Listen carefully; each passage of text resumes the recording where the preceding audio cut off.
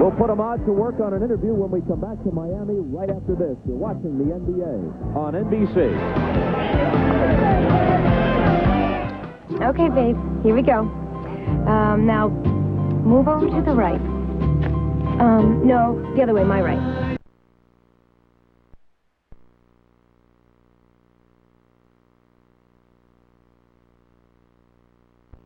A little more. Perfect. How was it? Beautiful. If you think the Cavalier looks good, wait till you know it can go up to 100,000 miles before its first scheduled tune-up. Chevy Cavalier. The more you know, the better it looks. Genuine Chevrolet. Back in Miami, and here's Ahmad Rashad. All right, thanks, Bob. So you guys struggle towards the end of the season trying to get into these playoffs, but come out today playing like you really belong here, Patrick. Yeah, we feel that we do belong here. We had a up and down year. I know I did. I've been hurt pretty much the entire year. But, you know, I still believe in this team. I still believe in these guys. And we feel that we belong here. And, you know, like I said, when I did all my interviews with you guys, I see no one in this playoff that I fear. Larry, I noticed that towards the end of the game, you guys leading very big, but you were the calming influence on this team, coming out telling you guys really expected to win this game. Well, I think our confidence was extremely high, not because we was overconfident that we can beat this team. It's because we do believe in ourselves, Ahmad. Like Patrick said, it's been an up and down year. We've only had 2 days to prepare. And, you know, I think the coaching staff did an excellent job of getting us in the right frame of mind of coming out here, not only this series against Miami, but this whole playoff of getting us right and ready to play every night. All right, congratulations, you guys. The home court advantage has now changed. Good luck to you. All right, back to you, Bob. Ahmad, thanks a lot. A couple of quick notes before we leave the air here. Doug, you wanted to watch how the Knicks left the floor. The way I saw it, about as matter-of-factly as possible, the kind of business we expected to do. In the last two playoff series, the last 2 years between these teams, the Game 1 winner did not win the series, for whatever that may be worth. Today's final, New York 95, Miami 75. For Doug and Ahmad, I'm Bob Costas. Now stay tuned for Game 2 of our NBA on NBC playoff tripleheader, the Suns and the Trailblazers. NBC tonight. Prepare to cross over. Jared, this is Samantha Waters, the FBI's top profiler. For the first time ever, two great minds join forces to save a young genius. Who are you, Jared? The Pretender and Profiler together on one case. NBC tonight starting at 9, 8 Central. During Adventure 99, buy a Dodge Intrepid and Dodge will give you your choice of $1,000 cash allowance or a super vacation package worth up to $1,800 at the new Universal Studios Islands of Adventure theme park in Orlando, Florida. Or a vacation package at Universal Studios Hollywood. It's the adventure of a lifetime, and we have the rides to prove it. See the friendly Dodge dealer near you. Today you will play many roles. Some you will choose. Some will be chosen for you. At AirTouch, we understand. That's why we're introducing the AirTouch Promise. A 6-point commitment to help you do more of what you want to do.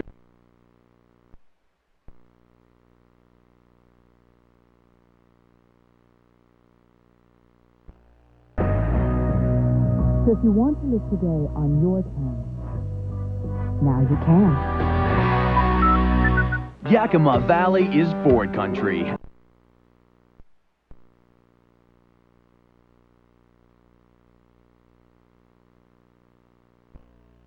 With over 40 configurations, like a 4x4 F-250 crew cab or a 4x2 super cab. That's unmatched versatility. Sam uses the big F-350 4-door super.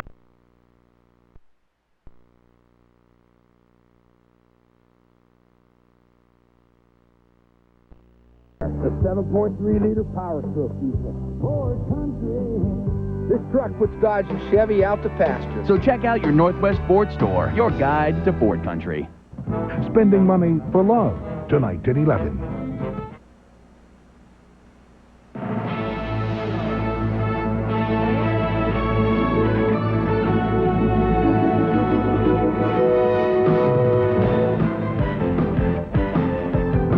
This is the NBA on NBC. the 1999 NBA playoffs. Today, it's the Phoenix Suns versus the Portland Trailblazers. The Rose Garden in Portland, where fans are up for the playoffs. Everyone excited as the Blazers are in the playoffs for the 17th straight year, juggling their schedules to be here for Game 1, the Phoenix Suns and the Portland Trailblazers. And inside the Rose Garden, right at 20,000, a capacity crowd at the Rose Garden to see Game 1, which also features a matchup of premier point guards, Jason Kidd of the Phoenix Suns and his counterpart for the Portland Trailblazers, Damon Stoudemire. Hello, everyone, and welcome to Portland. Tom Hamill with Steve Snapper Jones, ready for this first game in the Western Conference playoffs. You know, the Portland Trailblazers won the Pacific Division for much of the season. They had the best record in the NBA. They stumbled a bit at the close of the season, but still managed to sweep the regular season series with the Phoenix Suns. And one of the reasons Portland was so successful this season, depth and balance. It all began at the end of last season when Rasheed Wallace went to Coach Mike Dunleavy and offered to sacrifice some minutes, come from off the bench, and he was a key player there, and he's a key player on the court for them today. There's no question, Tom, that Rasheed Wallace set the tone for the season with his ability to sacrifice, but he is a player that gives him great versatility up front. He plays all three positions. He blocks shots.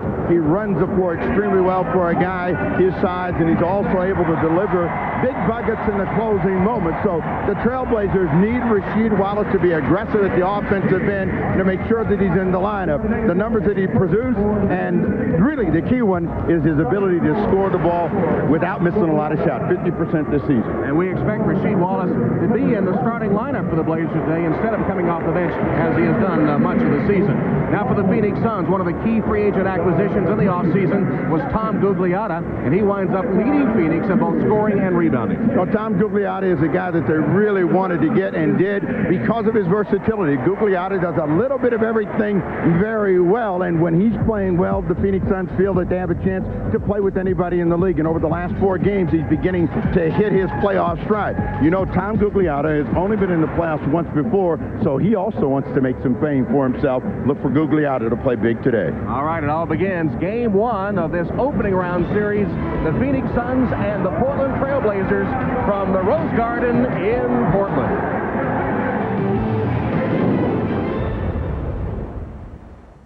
So, what'll it take for you to buy this car today? Buying this SUV today or not? I want you to drive out. I want you to walk out of here with just for you. I got tell you what I'm going to do. I'm going to talk to my boss. With my supervisor. Hey, we're going to have a deal, right?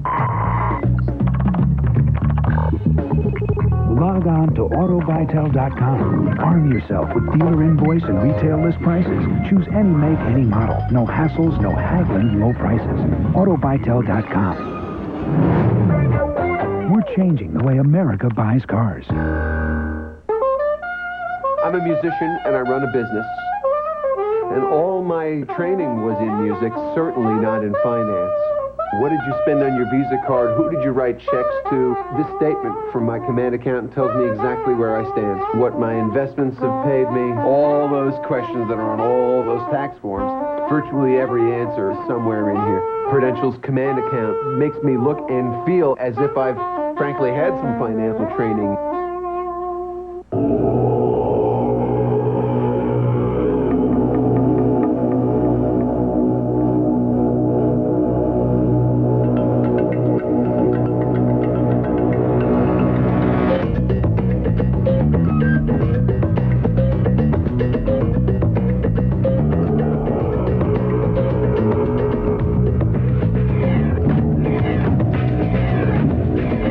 Chevy Tahoe, like a rock.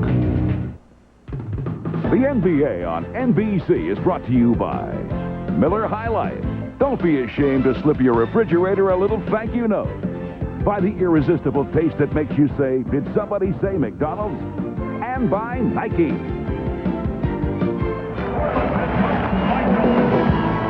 And welcome back to Portland, Oregon in the Pacific Northwest. Game 1, the Suns and the Blazers. Starting lineup first for the Phoenix Suns, Cliff Robinson, the former Trailblazer, Luke Longley, who won 3 championships with the Bulls, and Tom Gugliotta. In the backcourt, the hot shooting sometimes Rex Chapman, has struggled this season, and Jason Kidd, who led the NBA in assists. And the coach of the Phoenix Suns, former NBA player Danny Ainge, a native of Eugene, Oregon. Portland Trailblazers 35-15 and 19-3 at home. Get Rasheed Wallace along with 7'3" Arvydas Sabonis and their leading rebounder Brian Grant. Damon Stoudemire, the point guard, along with Isaiah Ryder, their leading scorer, averaging 14 points a game. And Portland coached, like Ainge, a former NBA player, by Mike Dunleavy. Dunleavy, 21 years in the NBA as a coach and a player. The officials, Dick Bavetta, Ted Bernhardt, and Derek Stafford. Let's go to Paul Sunderland now on the sideline. Well, Tom, you know, Portland did not finish out what was heretofore a very, very solid season the way they wanted. But particularly, neither did Isaiah Ryder.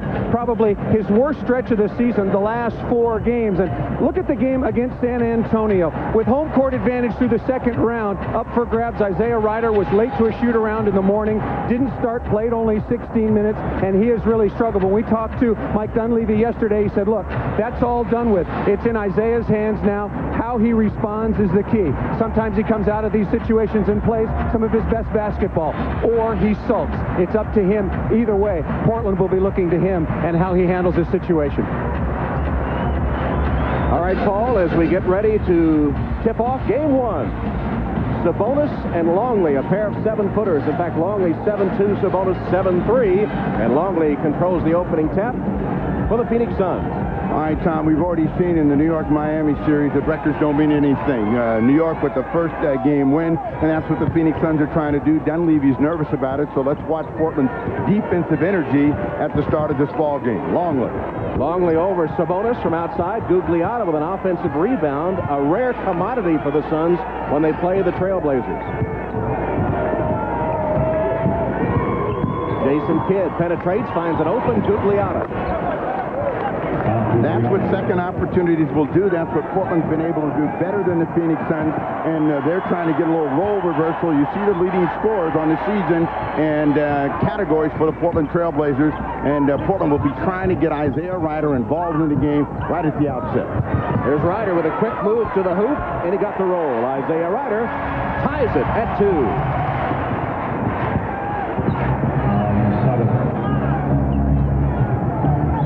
Rex Chapman. Chapman, who has struggled with his shooting, only 36% from the field this year.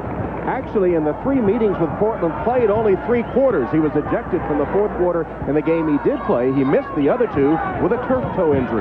You heard that pop on that string. That means that's not good music for the Trailblazers, because if Chapman is stroking like that, that's going to be a very explosive afternoon for him. Ryder again. Longley with rebound of the Ryder miss. Here comes Jason Kidd.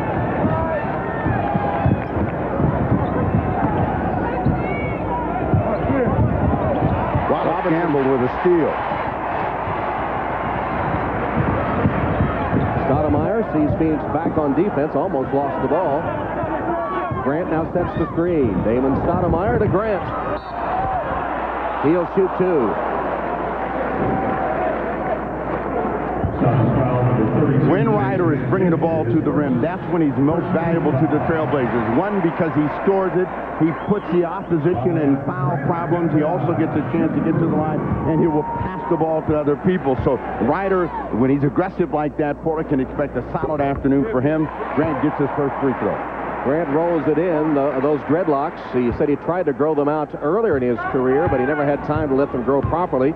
Got to Portland, found a new home here, and was content to let them grow out. They've nicknamed him the Rasta Monster. He is a big follower and believer in Bob Marley, and he has become quite a favorite player, very active in the community here in Portland.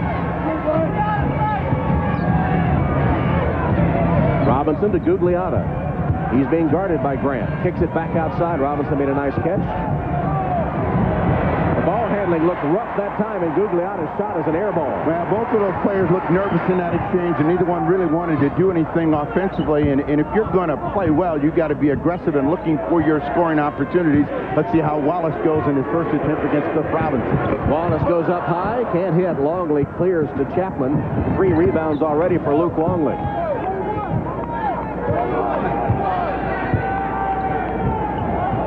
Phoenix Suns have always been known as a high-energy, high-explosive team, and they're going to rely on Jason Kidd to create that for them, either passing or scoring. Chapman misses from the corner. Wallace skies for the rebound. We saw Jason Kidd backing down the smaller Stoudemire for a moment. Then he passed it up. Here's Gugliotta with a steal. Longley. And Wallace with another rebound.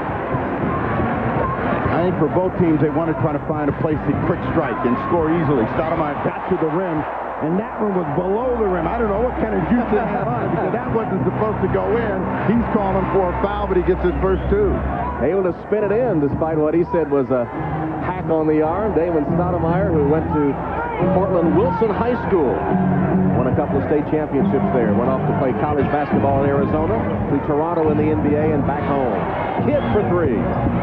Jason Kidd has worked diligently on his outside shooting. That one wouldn't go, but Cliff Robinson with an offensive rebound.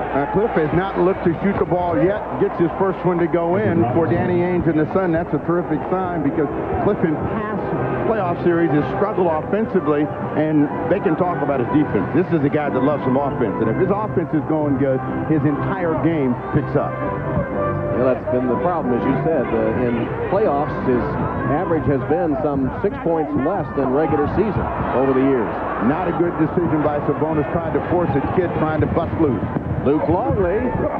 Sabonis got a piece of it and gathers the rebound. Here's the outlet to Ryder. 3-on-2 Blazers. Ryder puts it up and in. The strength of Ryder right there. He's a power player and used his power to wait for the defense to make a decision. Ryder calling for the crowd to get in it.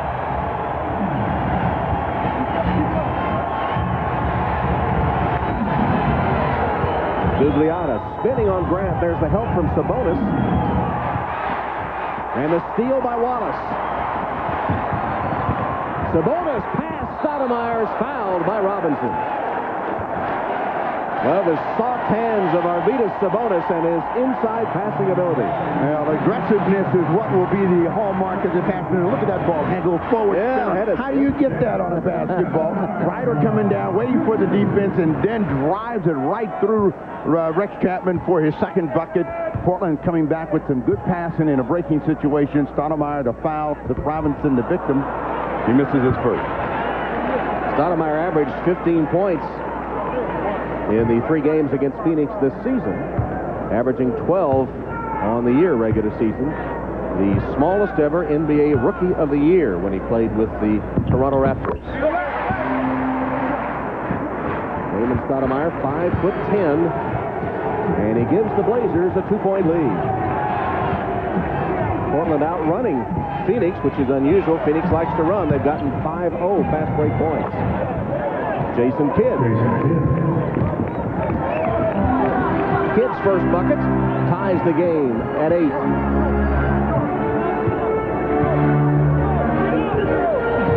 Stoudemire and Kidd matched up. They've been rivals since college. Well, they were trying to get the ball to Sabonis. Sabonis likes it on the move. If he doesn't get it on the move, with Longley draped all over him, going to be tough. Robinson got a piece of Ryder's shot, scrambled for it. Gugliotta saves it inbounds. Here's Chapman. Back to Gugliotta, streaking for the jam. 4 points for Gugliotta off the good pass from Chapman. And Phoenix back up by a deuce. And Portland will take a timeout. The thing about the Phoenix Suns is they have a lot of different places where they can score, and this time, as Jason Kidd's showing you, he does have a jump shot, and Tom Gugliotta with authority with 2 hands over the top. The Kings, the Jazz, the playoffs continue next. The biggest websites, from Amazon.com to Yahoo. And the biggest companies, from British Airways to General Motors, use Oracle for e-business. Do you? The Internet is revolutionizing business. From Egghead.com to eBay. From E-Trade to Excite. The companies that know the Internet best use Oracle for e-business. Do you?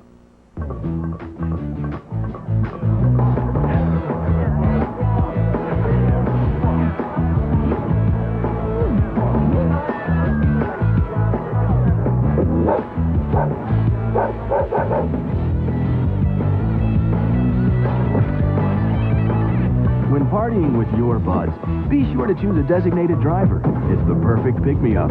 A message from your friends at Budweiser and O'Doul's. Great party.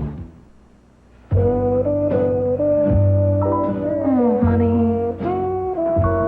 Missed a great night. We laughed, we cried, watched The Lion King 35 times. You know what you need? A nice hot breakfast. Bet I do. Then you better get to McDonald's. Oh, don't forget the hash browns. Did somebody say McDonald's? We are training him so well.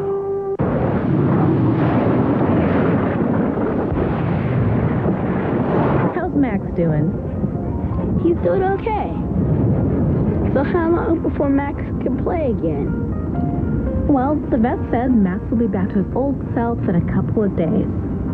Even the interior of the Chevy Blazer was designed to make you feel at ease. A little security in an insecure world. Chevy Blazer, like a rock. Rex Chapman of the Phoenix Suns is a gamer, and sometimes he makes decisions that aren't the best interest of his long-term health. He wants to play. He had some goggles he was wearing for a cracked eye socket. In practice yesterday, he trashed them, stepped on them. He won't wear them, even though his coach, Danny Ainge, wants him to, and Ainge says he's learned not to listen to Rex when it comes to, are you injured? I learned a long time ago Rex is stubborn, and I don't listen to him anymore. Because he's going to make bad decisions for long-term health in order to play. He'll do anything he can to play.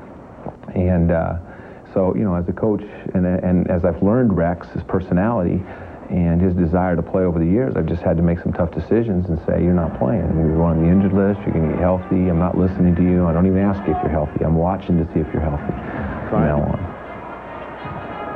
And Rex is playing and is one of two to start the game and is a key figure if Phoenix has a chance to upset the Trailblazers. Now, the Phoenix Suns feel, and they've played very well against the Trailblazers, but they have not been able to close them out down the stretch, and they feel if they can get ahead and be assertive early, they can steal a game in game one here at the Rose Garden. So they've got a lot of energy looking for Kidd against the clock. Kidd with a quick turnaround, rebounded by Sabonis. Second board for the big man. Here's Stoudemire in a hurry. Right by Kidd. Missed the shot. Couldn't finish it. Gugliotta clears. They've always said about a left-handed guy, he can't eat if he has to go to his right. And Stoudemire really overlaid that one, but that was a terrific effort to get to the rim. So Stoudemire comes away hungry, and now Kidd trying to post him up. Again, the size advantage. Kidd is 6'4", Stoudemire only 5'10". Back outside, Gugliotta penetrates. The pull-up, no good. Sabonis again right there for his third rebound. Now, they've been able to limit them to one shot and a shot against the clock, and a tough one at that.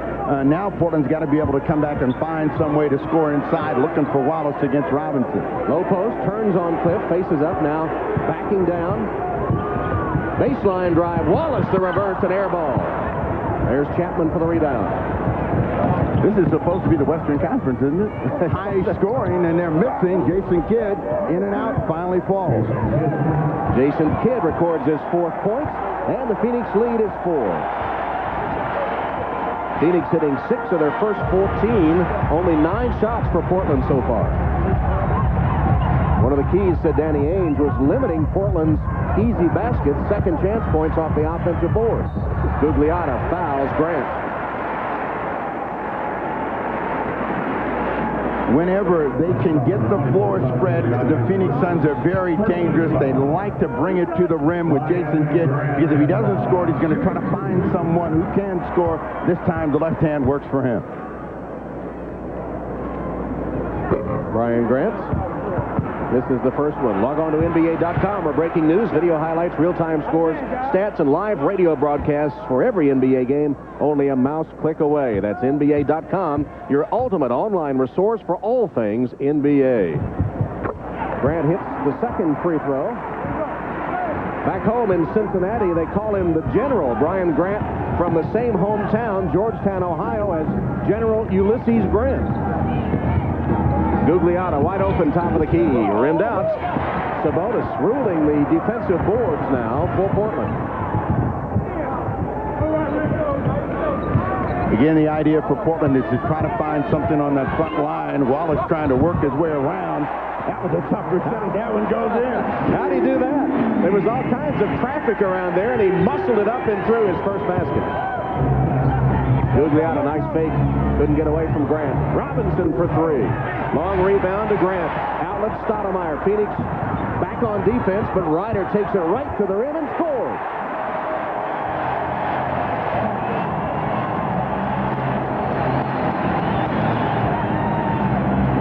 Somehow we ought to be giving points for a degree of difficulty in basketball because this one goes up there. You can't see the rim. Got to get it up and under the arm. Nice little action. And Ryder in the open court. This is one of the tougher shots to hit on the move. A little hesitation and a chance for a three-point play. Well, you heard Paul Sunderland talking about J.R. Ryder. Mike Dunleavy saying his attitude was all important to the team. On time today and on time in the first quarter. 7 points so far for J.R. Ryder, who some have said spends as much time in the police lineup as he does the Trailblazers lineup. Ogman in the ball game. Wallace coming out. So they got Wallace going. They pick up a personal foul against Stoudemire on the block against Rex Chapman. New 24 for the Phoenix Suns. Stacey Ogman, the defensive specialist. 21 starts for him this season. He leads the NBA in steal to turnover ratio.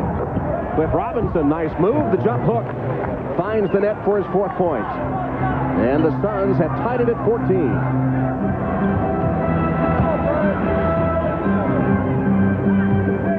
They're trying to find Sabonis, who's yet to get any action scoring in the first quarter. Low hook goes in. An odd-looking off-balance shot. Sabonis, of course, his leaping times are long gone. He was able to just sort of face halfway to the basket and loft the stalk took. 2 points, 2 assists, 4 rebounds for the big man. Rex Chapman misses the shot. Grant all alone for the rebound. When you're a jump shooting team like Phoenix is, a lot of the times, if you quick shoot it and you don't score it, the other team's going to get it, run it back on you. Good rebound, Robinson and the Suns. Jason Kidd. Wow. Crossover dribble right around Ryder, but Grant blocked it. Loose ball, Sabonis. Here's Ryder, 2-on-2. Ogman.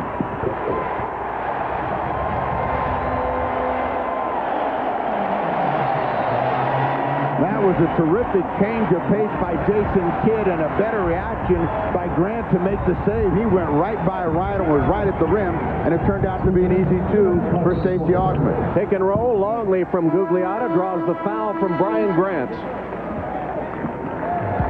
Jason Kidd on his way to the rim, thought he was free, and Grant knocked it away, made a save, and that sent Portland in his track meet the other way. And once Ryder got the ball, he's got pretty good vision and a good decision. Ogman with 2 hands over the top.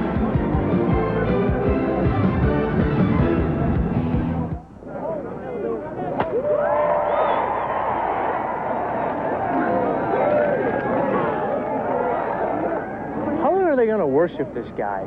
Hey, we got Cy Young winners over here.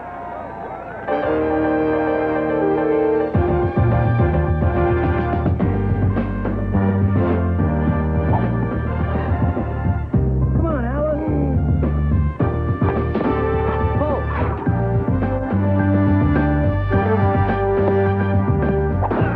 Step into it.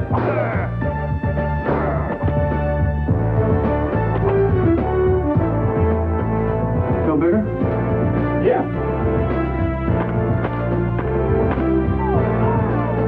Hi, Tom. Chicks dig the long ball. Hey, have you guys seen Mark? I've seen Mark.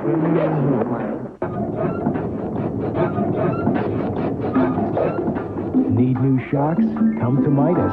We'll save you 50% on your second R2 Technology shocker strut with a lifetime guarantee.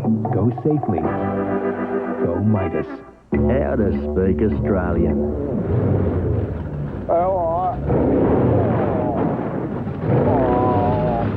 Dentist. Beer. Foster's. Australian for beer. Wow, a new coach edition. This is going to be some anniversary. He's going to love it. Introducing the Lexus ES300 Coach Edition with a Coach leather-trimmed interior, CD auto changer, moonroof, OZ wheels, and, conveniently enough, a set of Coach luggage. Happy anniversary. Coach luggage, how thoughtful.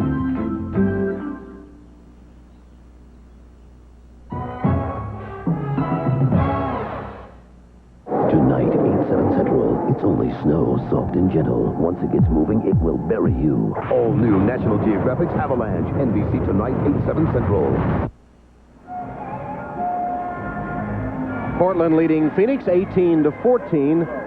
Phoenix is not a good rebounding team, 21st in the NBA, and in the regular season, there are 3 games won by the Blazers. Look at the rebounding margin. The Blazers out-rebounding them by 25, 9, and 15. So needless to say, it was a priority for Phoenix today, and so far they've hung right in there, tied in rebounds 10-10, and they have not allowed Portland an offensive rebound all day. And that was their story yesterday when we talked to them. We've got to do a better job on the glass, and we've got to keep them from getting multiple opportunities. So they're in this one right now by accomplishing that task.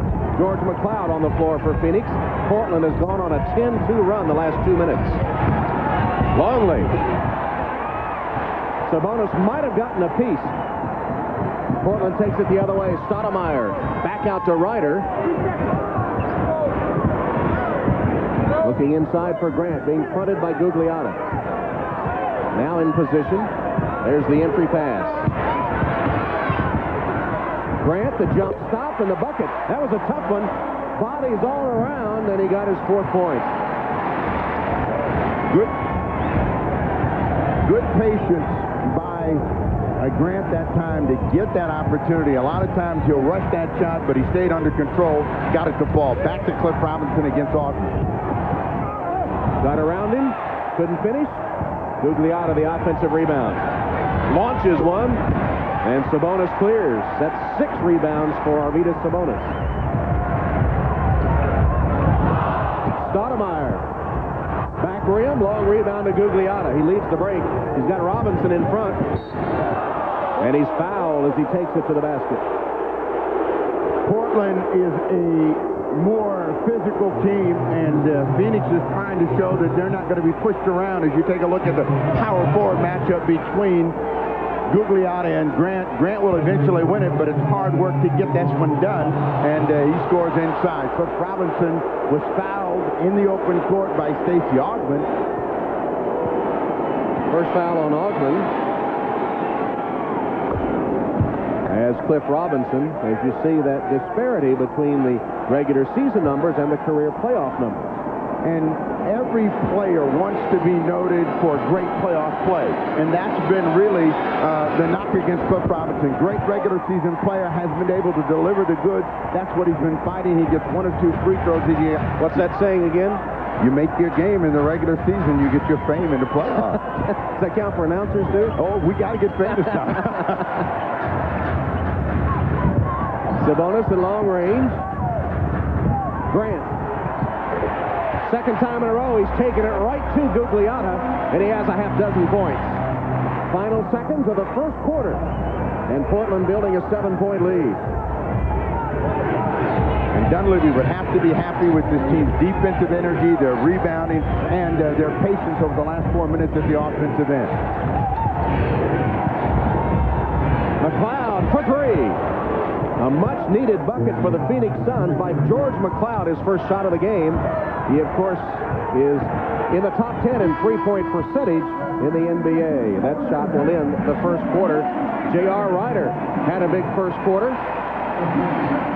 7 points.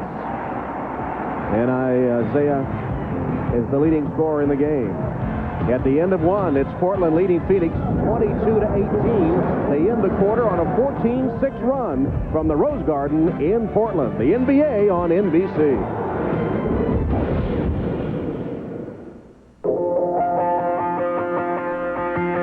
It is not whether you fall down. It is whether you get back up. It is not the size of the dog in the fight. It is the size of the fight in the dog. It's not how hard you push along the way. It's having something in your finish.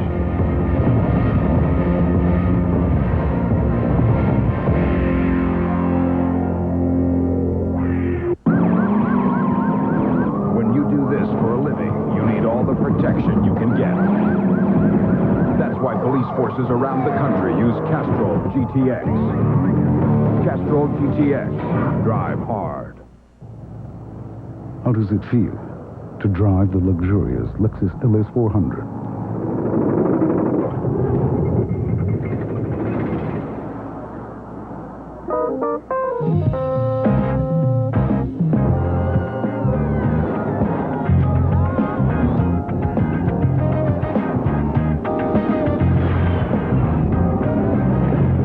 Now you know.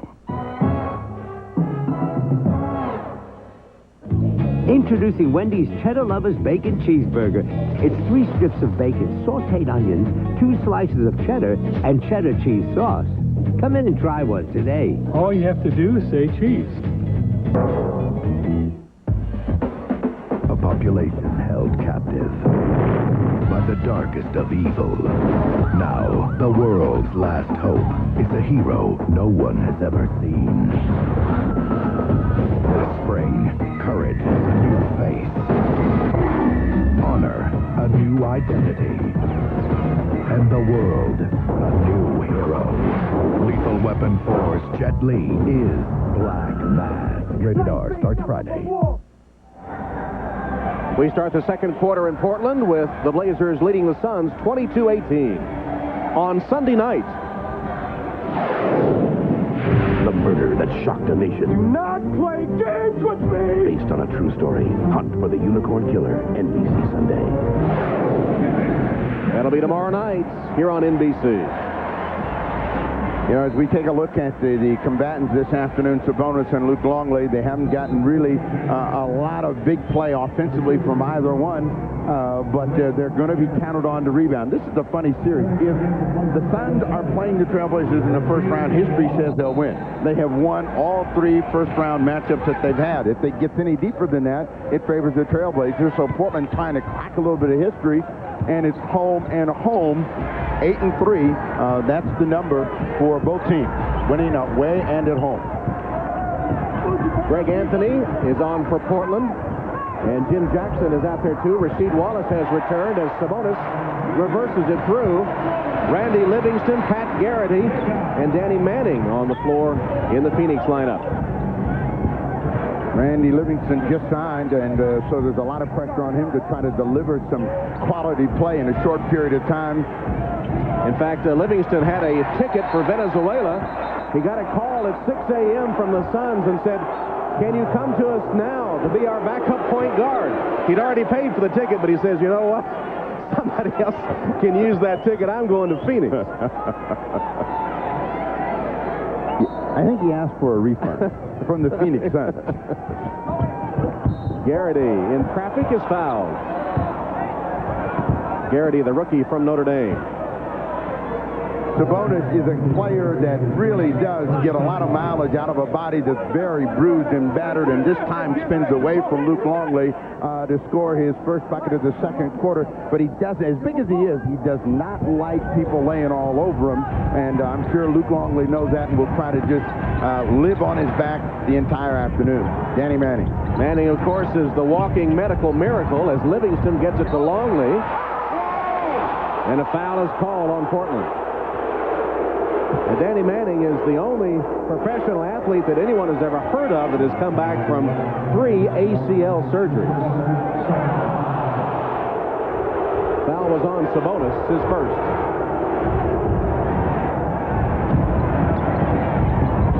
The second unit of the Trailblazers is really what has made their success all season long. McCloud looking for another hoop. Won't stay. Sabonis just pinned it against the glass, then took down number 7. Trying to find Wallace against Garrity. Get a hold inside. You can tell when Sabonis is in it just by the way that he rebounds defensively. One hand goes up. Put some stickum on it. Make sure we get it. Pat Garrity committing his first foul. Another one inside. Well, his second foul, excuse me. Got to talk faster. They give that one to Livingston on the screen, but both of those players in an interchange, and Portland's trying to get the ball to Wallace against a smaller Garrity. There it is. Goes right over him, but can't finish the shot. Got his own. Missed again. This time it's rebounded by Livingston. Now they're going to get a foul against Wallace in the backcourt. A little pop on the shoulder of Garrity, and that's more frustration. He had two chances inside, wanted to call, didn't get it. Looked at the guy that was guarding him and said, okay, then you take it. Well, one of the things Mike Dunleavy has called for from his team in the postseason is poise, and Rasheed Wallace losing his there for a moment and picking up a needless foul. Now, he's a very emotional player as he is talking to the official now, but they need him to stay under wraps. As we take a look at the play, Garrity coming out, and Wallace with a little fork shot. Both these teams trying to change recent history. Phoenix lost in the first round 3 straight years. Portland has gone out 6 straight in the first round. Gugliotta drew the double team. Danny Manning, the floater, his first basket. You know, Manning's equally as remarkable as Sabonis in that they have really been tattered and torn, and to be able to come out and play at a world-class level and do some of the things they still do, it's amazing. Looking for Sabonis, and Longley keeps him at bay. Jackson got a step on McCloud. Manning with a help defense. Here's Augmon. They're going to give Augmon perimeter shots. That's why. He is, you know, he's improved, but just the book is still make him beat you from the outside. Anthony on a steal. But he didn't wait for his teammates. He launched instead, 1-on-3. And now Phoenix to McCloud, who lays it in easily. So Anthony, instead of waiting for his teammates, missed the shot, leading to a bucket on the other end for the Suns.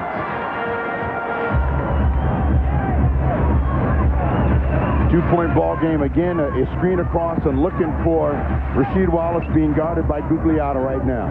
Wallace looking at the clock. Gugliotta taking up the defense on Wallace. Livingston a brief double team, and Portland throws it away. The Phoenix Suns want to try to get the high percentage shot, so they're going to try to drive the ball as much as they can. And as I said, this is a difficult shot. Danny Manning off the glass with a finish. And the first rule of defense is get you the guy with the ball. Anthony doesn't get there in time, and it's an easy 2 for George McCloud.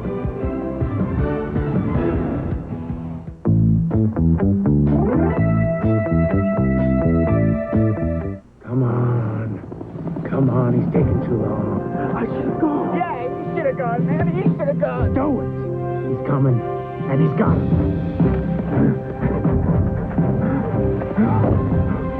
This is all I can get.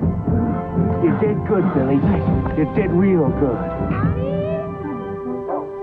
Yeah, the boy should have planted that 3 hours ago. For the great taste that won't fill you up and never let you down, make it a Bud Light. Can I go now? No. Enterprise rent-a-car for my trip? Looks expensive. It's not expensive, Mom. They pick us up? Sounds expensive. Pickup's free, Mom. Well, if it's not expensive, why didn't I get a convertible? Pick Enterprise. We'll pick you up.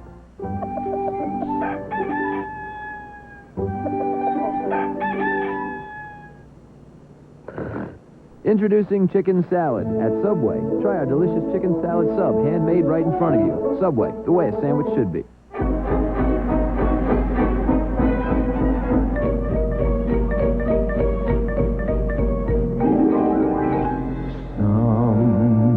Beginning today, the family trip will never be the same. The Silhouette Premier by Oldsmobile.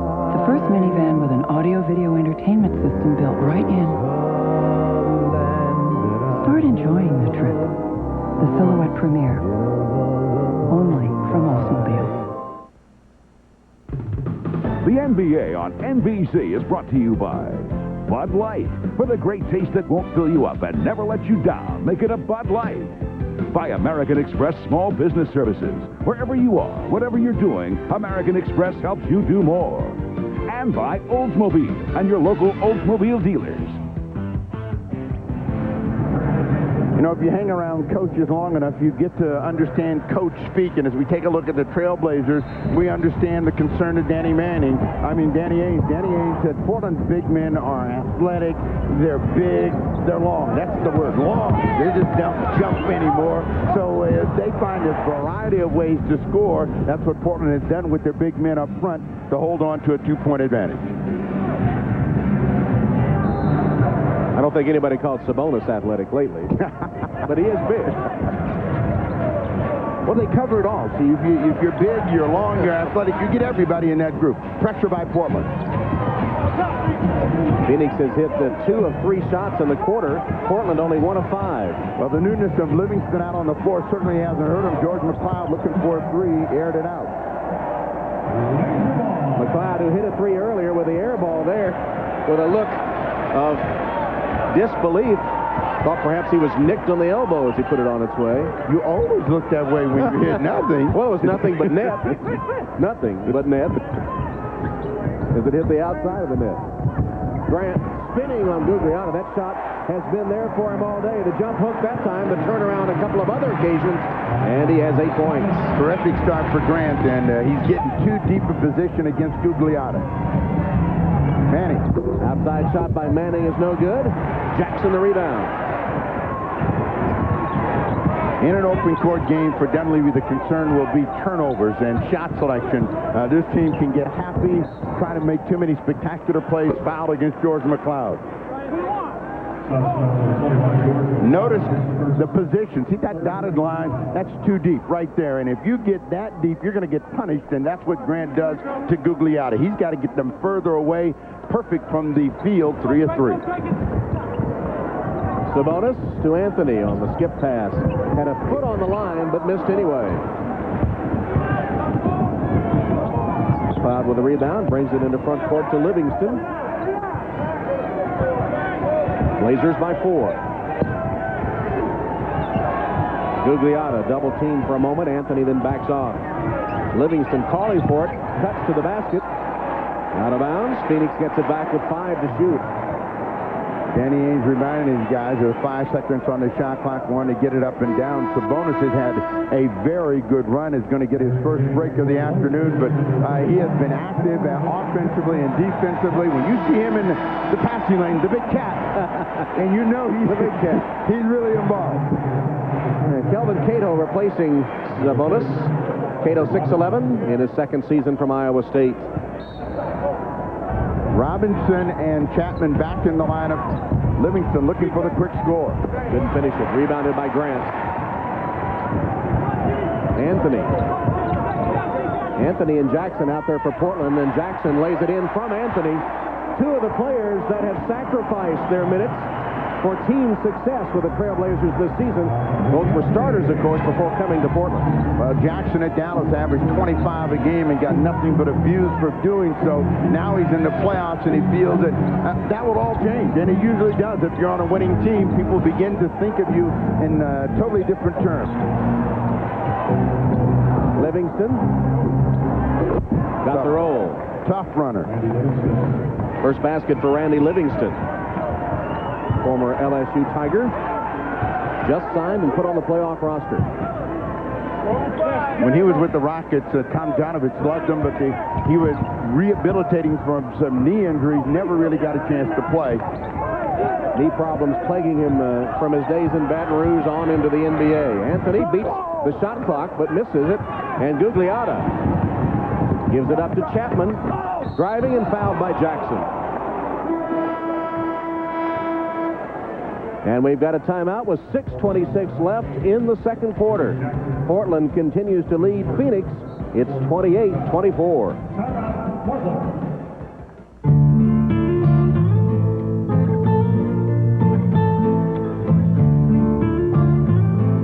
Stop assuming that just because you're hugging one of these, you can't have a car that was made for hugging these. Alero, with the road-hugging active response system. Start feeling connected. Alero by Oldsmobile. Start something.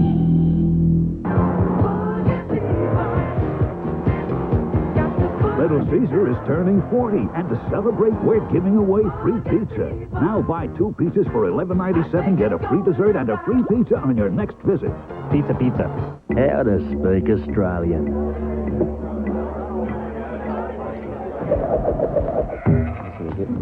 Remote control. Beer. Foster's, Australian for beer.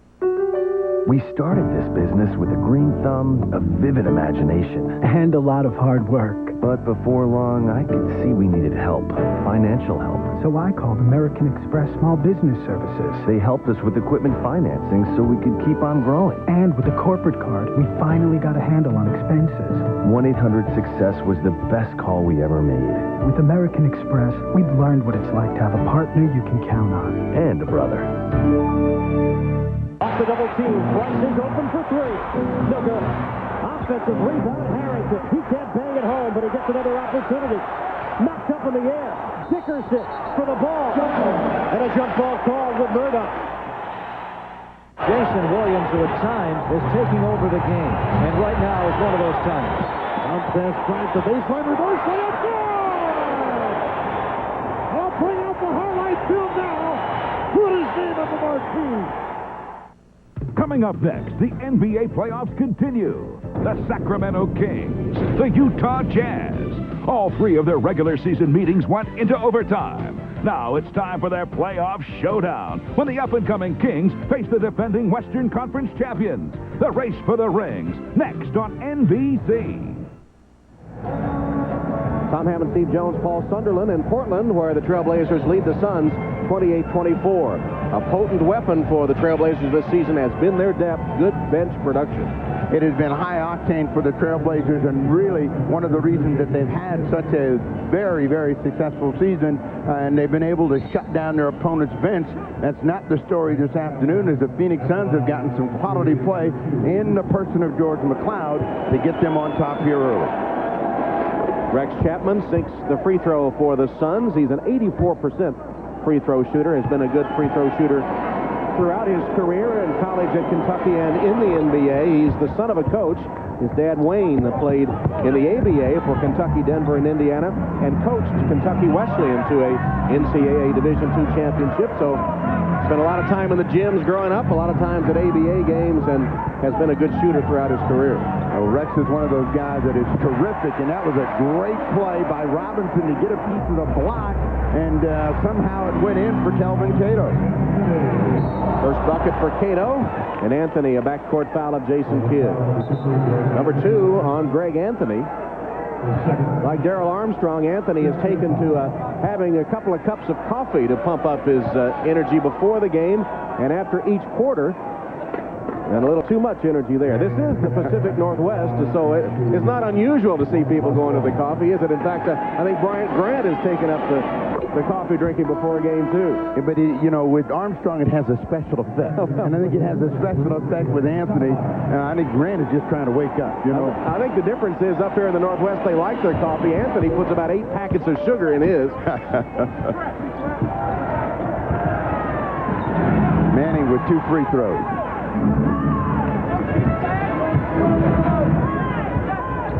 Damon Stoudemire's returned at the point for the Trailblazers. Jackson trying to get it in to Grant, and it's a kick by Cliff Robinson. Recycle the 24. You know, we talked about Portland's bench, and one of the things that Danny Ainge has is some very potent bench players in Danny Manning, George McCloud, and when those guys are cooking along with Garrity, they can give Portland some problem and concern as they reset the clock. Jackson against Kidd. Turnaround no good. Rebounded by Cato, and he's fouled by Cliff Robinson. Second personal against Cliff Robinson. The first time he was able to block the shot, and it still went in. This time, he had to get there to keep Cato from getting up, so he picks his second personal foul. Cliff Robinson, who spent 8 years in Portland and went to the finals twice with the Blazers, now in a Suns uniform. First free throw good. Don't forget, next on NBC, Game 3 of this NBA on NBC playoff tripleheader as the Kings visit the Delta Center to battle the Utah Jazz. What's the over-under on the Jason Williams behind-the-back passes today? How many? Or will he make any? Or will he connect? I see. Game 3 of our tripleheader coming up from Salt Lake City next. Cato with both the free throws. Kelvin Cato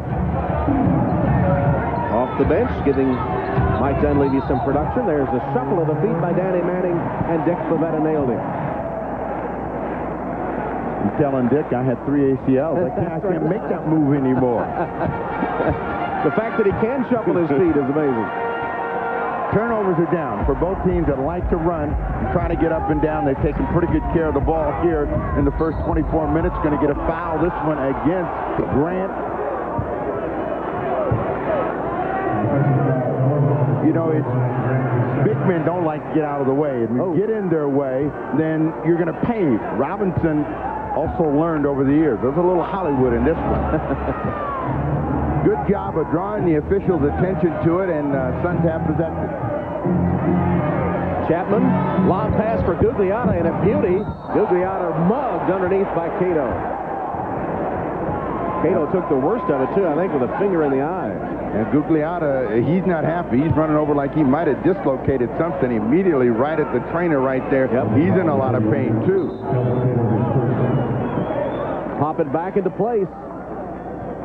It's not any good when you pop it back into place. This is a good lead, and Cato recognizes it, but he's a little late in getting there. Bang, right across the head and the hand, and Cato I think he got hit in the head. Maybe with the forehead of Gugliotta, but one more look at the play as he spins inside. The defense is late.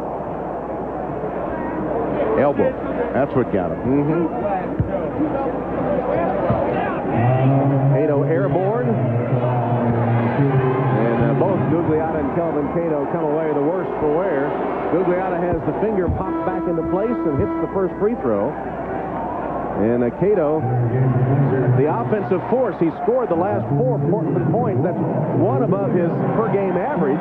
He'll go to the bench now. That means Wallace, Williams, and Grant play up front.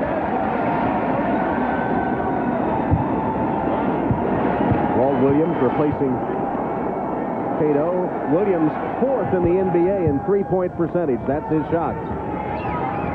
Free throws make it a 2-point game. Gugliotta has a half dozen and 6 rebounds. He jumps out on the switch to stop Stoudemire's penetration. They're posting Grant against Robinson, who's got 3 fouls, 6 on the shot clock. Quick spin inside. All down by Gugliotta. That's his 7th board. He led Phoenix in both scoring and rebounding in the regular season. A tough matchup for Walt Williams against Danny Manning because Manning's got this little hook shot that he likes to throw up. What about that one? Well, that's an off-balance one, but again, Manning showing you that even with the damaged legs, he's still a potent scorer inside. 6 points. We're tied at 32. J.R. Ryder against Rex Chapman. Ryder was very aggressive in the first part of the ball game, coming back in against Chapman, overpowering him, gets first 2 of the second quarter. And for JR, 9 in the game.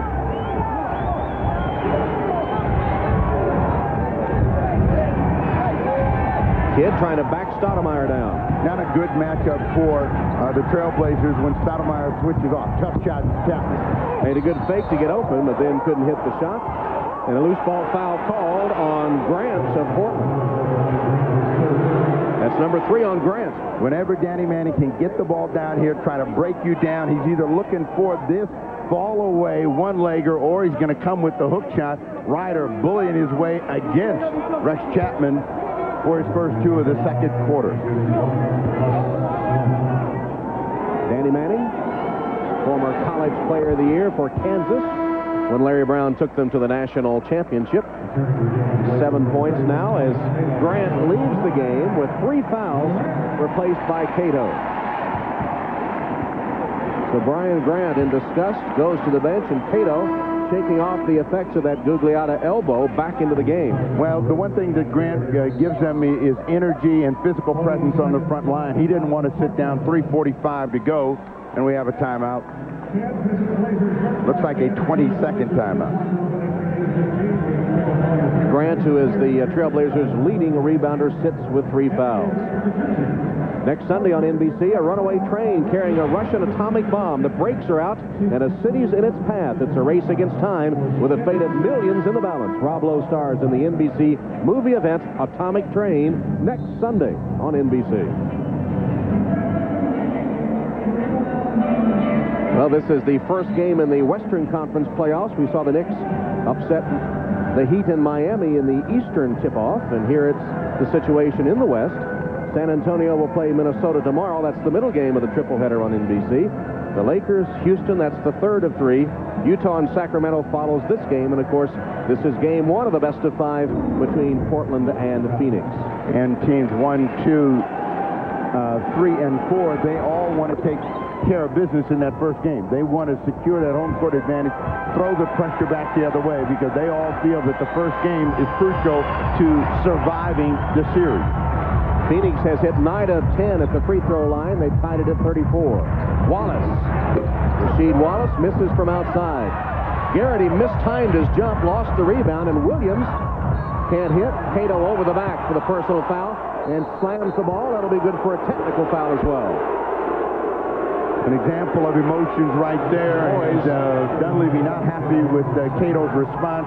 Barks at the official, but at the same time trying to get Cato to understand what he has to do. J.R. Ryder, the steadying force, the peacemaker, the old hand over to talk to Cato. We laugh about that because Ryder has been in Mike Dunleavy's doghouse on several occasions, most notably being late for a game, and Dunleavy saying it had to stop, but as you see Cato slamming the ball and getting the tee. But so far today, J.R. Ryder appears to have his A game. He's played well. Now, Ryder can be a very, very positive force when he's of a mind to, and these are the playoffs. Remember last year in the first round, he was a driving force against Eddie Jones. His first time in the playoff, wanting to make a statement. I think he wants to back it up with a better statement this year. See if Portland survives the first round and gets into the second. Phoenix continues to drill the free throws. Garrity hits 2. And the Suns are up 37-34. They're 12 of 13 at the line. Free throw line has kept them in the ball game and got them on the lead. They're looking for Walt Williams against Rex Chapman. Middle is open. We're going to get a foul against Rex Chapman. Chapman sprinted to the other end thinking that it was a clear out on Williams. Rex Chapman has been known as a good shooter, but not as a good defensive player.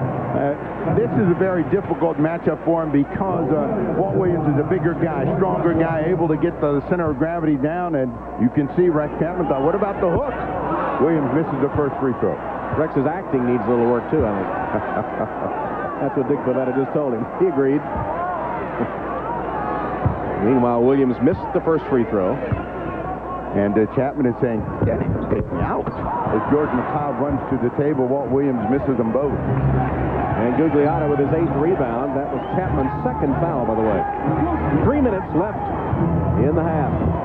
There's the free throw situation in this quarter, 11 for 11. And Danny Manning gets to the rim and hits for 10 points, all in the quarter off the Phoenix bench. When Phoenix has beaten Portland, that's the guy, 15, that's been the difference with his ability to score inside and off the bench.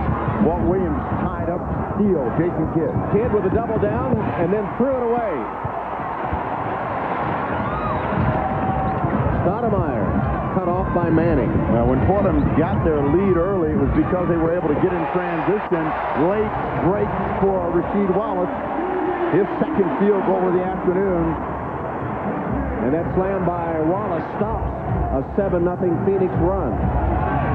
Just over 2 minutes left till halftime. Suns with the ball up 3. Jason Kidd, they concede the 12-footer, and he hit it. He worked long and hard over the summer on his shot.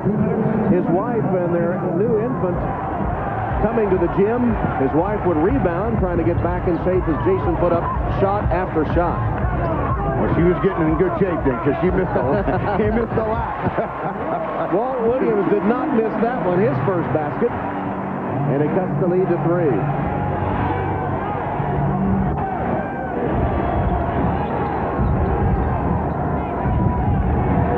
Ryder has done a pretty good job in the half court of keeping Kidd in front of him. Kidd misses that deep 3. But then steps in the passing lane for the interception.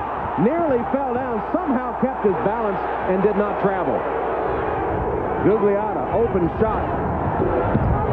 There's Kidd again for the rebound. One of the best rebounding guards in the NBA, averaging 6 rebounds a game. Well, Kidd is one of those guys that does whatever it takes to win, and rebounding right now is one of the things he's bringing to the table for Phoenix.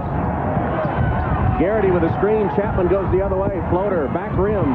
On the floor, Gugliotta scrapping with it with Ryder, and Ryder wins the battle.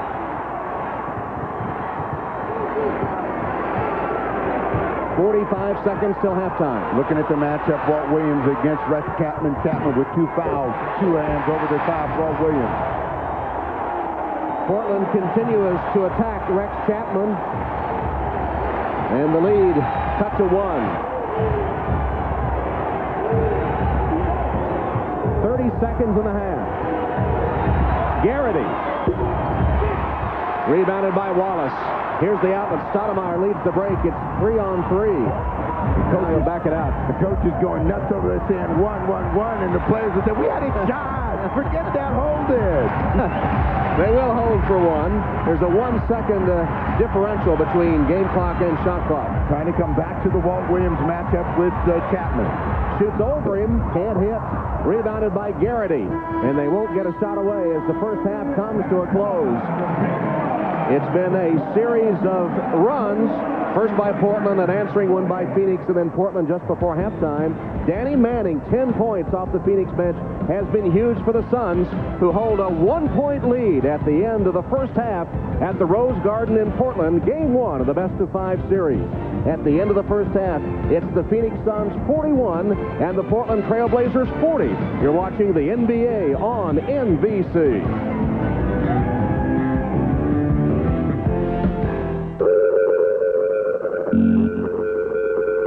Step up. Learn to see farther. Learn there are teachers who won't allow you to fail. Learn to dance, to draw. Learn that the real challenge doesn't come from the outside, but from within.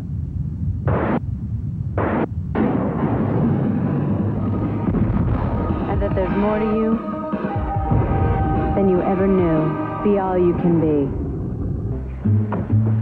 Splendid-looking Lexus. Thanks. Like my Seville, no doubt a technological marvel. Blessed with the control of the world's most renowned driving system. System? Nope, that's right. You don't have the North Star system. Seville, with all the power and control of the North Star system. Now just $549 a month. It's what's next. Do I want to know how much? No, it would break your heart. See your Cadillac dealer today.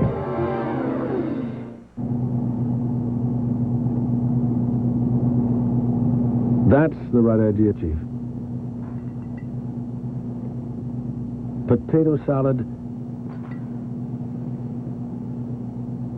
egg salad, macaroni salad. Otherwise, no salad.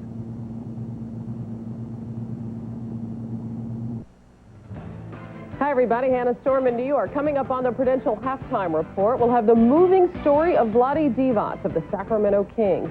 Even as he plays in the NBA playoffs, he's preoccupied with the plight of his parents and other family members back in his homeland of Serbia. I've been calling, twice a day, try to, find out what's happening and if they're okay. So far, they're okay, if I can say that word right now, because anything can happen any time. We'll have the story of Vlade Divac coming up shortly. His team, the Sacramento Kings, in Utah to play the Jazz in Game 3 of our triple header. We'll be back with the Prudential Halftime Report right after these messages. Sorry. Lot's full. Oh, what about those spaces? They're reserved for cars with advanced integrated driving systems. What? See that Seville? It's got the North Star system. So much control, it can almost read your thoughts. Can you read my thoughts? You're telling me I can't park here? You're a very perceptive man. Seville with the North Star system. Now just $549 a month. Seville, it's what's next. There are meters out front. Mickey D's.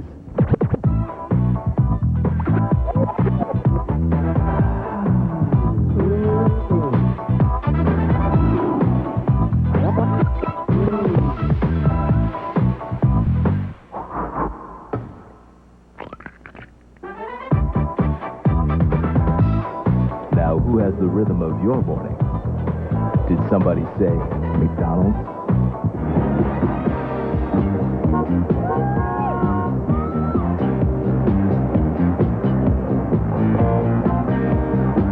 Is it me, guys? Or do we really look ridiculous? Man, for free Bud Light, I'm doing 70s night.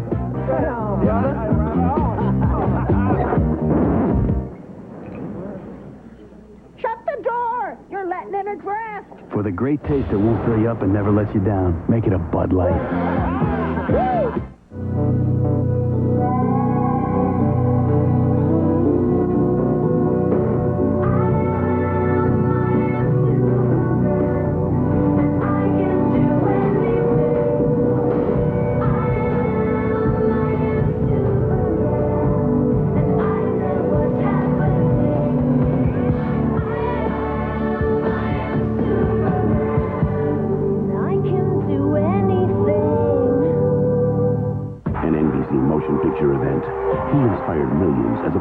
Crusader met the girl of his dreams and killed her. Oh, my God. Based on a true story. Help me find out what happened, my little girl. Of a father's global manhunt. Didn't anybody think to take his passport? For his daughter's murderer. Hunt for the Unicorn Killer. NBC Sunday at 9, 8 Central. This is the Prudential Halftime Report, brought to you by Prudential. Prudential, a leader in insurance, investments, real estate, and financial services. See why Prudential is today's rock-solid choice for your financial needs. It's halftime in Portland with the Suns leading the Trailblazers 41-40. Danny Manning off the Phoenix bench leads all scorers with 10 points, all of them coming in the second quarter. Hi, everybody. Hannah Storm back with Isaiah Thomas and Peter Vesey, and we'll check in with them shortly. First, Vlade Divac of the Sacramento Kings.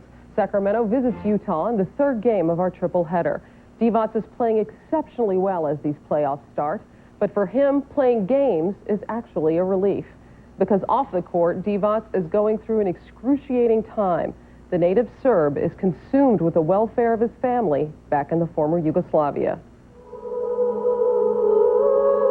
One day I was talking to my dad. He said the planes just flying over their houses. You know, they can see them. And then, you know, they're dropping bombs all around the city, you know. It's really scary. The basketball gives me, I guess, some relief. Probably when I talked with my dad, he said, you know, son, you just keep working, you know, and don't think about what's happening here because you really can't help it right now.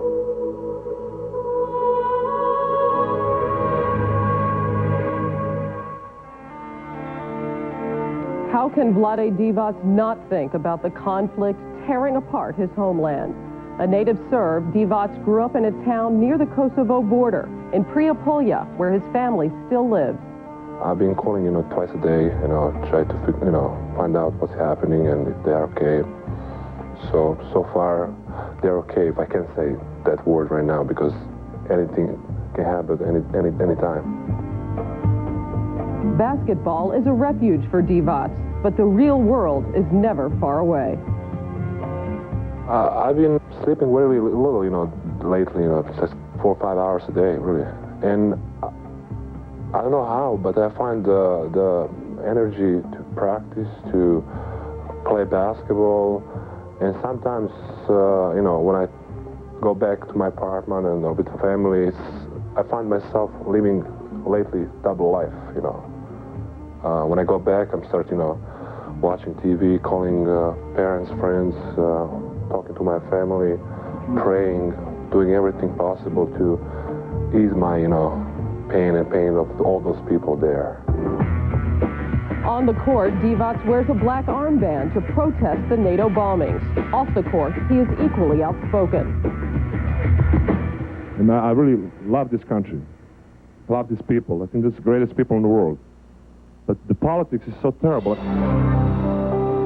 I mean, if you look at those refugees, Albanians, it's so sad that, you know, they had to go through that kind of things. And you look at Serbian people, regular people, innocent people, they, you know, living in a hell, you know, because bombing falling, you know, every seconds on their houses, and it's just they didn't deserve that, you know.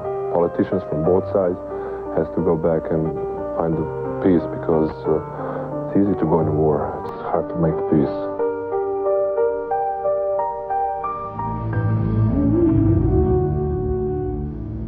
Because of the ethnic strife in Divac' homeland, he and his family started a fund 7 years ago to help children affected by the violence. Their commitment to children continues today with the recent adoption of Petra, an orphan from Kosovo. These are bittersweet times for Vlade Divac, the joy of a baby daughter, the sadness of a once proud patriot whose country has dissolved into chaos. I stand for peace. My message is just think about people. Don't think about politics. Think about people.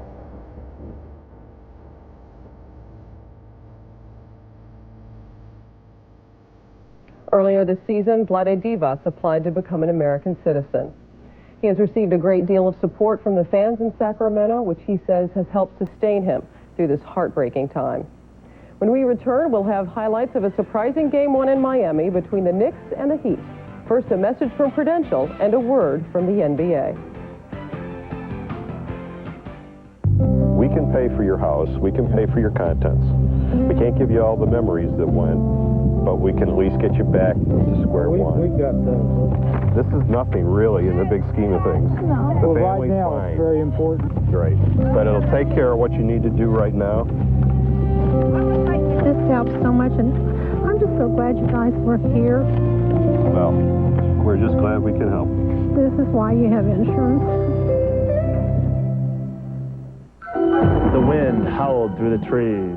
The monster had escaped. Danger lurked around every corner. He could be anywhere, even inside the house.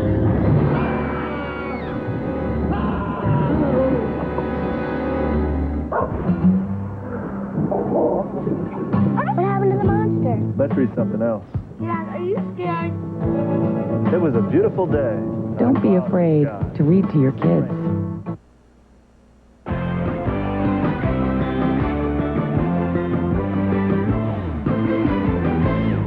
Let's get back to our playoff reports. The early game tomorrow is Philadelphia at Orlando, two teams that failed to make the playoffs last year. This matchup wasn't set until the final night of the regular season. We're joined now by Matt Gugliotta from Orlando. And Matt, the Sixers have to like this matchup. Well, Hannah, of the four top teams in the East, Orlando is the one the Sixers feel they have the best chance again. Based on the 3 games played, 2 convincing wins, and Philadelphia gave one away in the closing seconds, so there's good cause for confidence. Now, in this series, most eyes will be on Allen Iverson, the NBA scoring champ, coming into his first playoff experience with a chance to prove he's not just a big scorer on a mid-level team, but a winner on the next level. Now the question for the Orlando Magic becomes, what do you do to defend Allen Iverson? Big test for former sixth-man Darrell Armstrong. Hannah, I don't think there's anybody that can guard Allen Iverson one-on-one, but Orlando's Darrell Armstrong has at least a fighting chance because of his quickness and his defensive mindset. In the one Orlando win against the Sixers, he harassed Iverson into a 5-for-21 6-turnover performance and then made that unbelievable steal and basket all in about 3.5 seconds. Darrell Armstrong having an award-winning year. He's been the glue, the catalyst all season long for the Magic. And one key for Orlando in this series, Darrell Armstrong has to make Allen Iverson work at the defensive end, Hannah. Thanks, Matt. Well, he averages about 15 points as a starter. He'll continue to start tomorrow, and we look forward to that game and your call then. Meanwhile, staying in Florida, a shocker earlier today in Miami. The #1 team in the East, the Heat, were routed by the #8 team, the New York Knicks. Patrick Ewing had trouble shooting but hauled down 15 rebounds, out-rebounding their entire front line. New York shot 53%. Latrell Sprewell takes it all the way. The three-point play, he had 22 off the bench. Allen Houston getting it to Larry Johnson. Johnson nails the three. New York up by 16 after 3. They go on to win it by 20. 95-75, handing the Heat their worst loss of the season. The Knicks take a 1-0 lead in the series. Here's head coach Jeff Van Gundy. You know, we just got one of those rolls today, and they missed a lot of good open shots that they usually make. And, you know, we just had a good day. We did not play well, did not play as hard as we should. They were at the top of their game, and we have to definitely make some adjustments. in a couple of areas and come back Monday night. We have to put this game behind us. We can't think about it. We can't come back talking about getting revenge and trying to do this and trying to do that. We just got to work harder. There are more than a few people who thought the Knicks had a chance to win this game. There aren't many, however, Isaiah, that predicted a blowout in Miami. Can you put this in perspective for us? And I'm not really surprised by the blowout because the speed and the versatility of the Knicks, when you look at Camby, when you look at Houston, when you look at Sprewell, the damage that they're able to do in the transition game and in the fast-paced game, Miami really has no answers for those three. And if New York can continue to keep the pressure up in a fast-paced game, I don't think there's any answers, any adjustments that Riley can make in Game 2 to counteract what Van Gundy and the Knicks are doing. All three of those guys create mismatches for the Heat. Yeah, we'll see on Monday night. That's Game 2. Meanwhile, in the game going on right now, the Suns lead the Blazers 41-40. This is a team they lost to 3 times this season. Besides your guy, Danny Manning, having a great game off the bench offensively. Peter, what impresses you about Phoenix? Well, all the pressure is on Cliff Robinson returning home to Portland, where he was branded as a bust in the playoffs when he played for the Blazers. And in this game, he's had to play defense. That's what he's been known for basically this whole season. But now he had to play against Wallace when Dunleavy put him into the starting lineup. He held him down. He matches up with him in length. And then when Brian Grant went off against Gugliotta and had 8 points, they switched over Cliff Robinson on him, and he shut him down. So he is key. He's got to stay in the game. Been their defensive stopper all year, and they're hanging in there on the board, something that a lot of people didn't expect against the Blazers. Suns lead it by 1. We'll send you back to Portland for the second half after these messages from your local station. This has been the Prudential Halftime Report, brought to you by Prudential. Prudential, a leader in insurance, investments, real estate, and financial services. See why Prudential is today's rock-solid choice for your financial needs. Tuesday starts with Friends and Frasier. First, guess who has a crush on... Joey. Then a Tuesday Frasier with Woody. My cousin's getting married. Which is your cousin, the bride or the groom? Well, actually, both are. Then the Just Shoot Me personal trainer from hell. I'll never give up on you. Never. Well, let's just... And Third Rock goes talk show crazy. Shut your mouth. Why don't you make me? NBC Tuesday starts with Friends and Frasier. Just get it? Yeah. You do this one thing if speed dials you. Or you hit star something. That's like a airmail pager. You have no idea how to use that thing, do you? What? AirTouch Promise number 1. We'll call you after you sign up to make sure you're familiar with your service. Digital plans start at $29.95 for 200 anytime minutes. Call us for our free 1,000 evening and weekend minute package. AirTouch. Now you can. This must be your lucky day, Susie. My last one. Thank you. Sorry, Slugger. Sold out. Better luck next time. Hi there.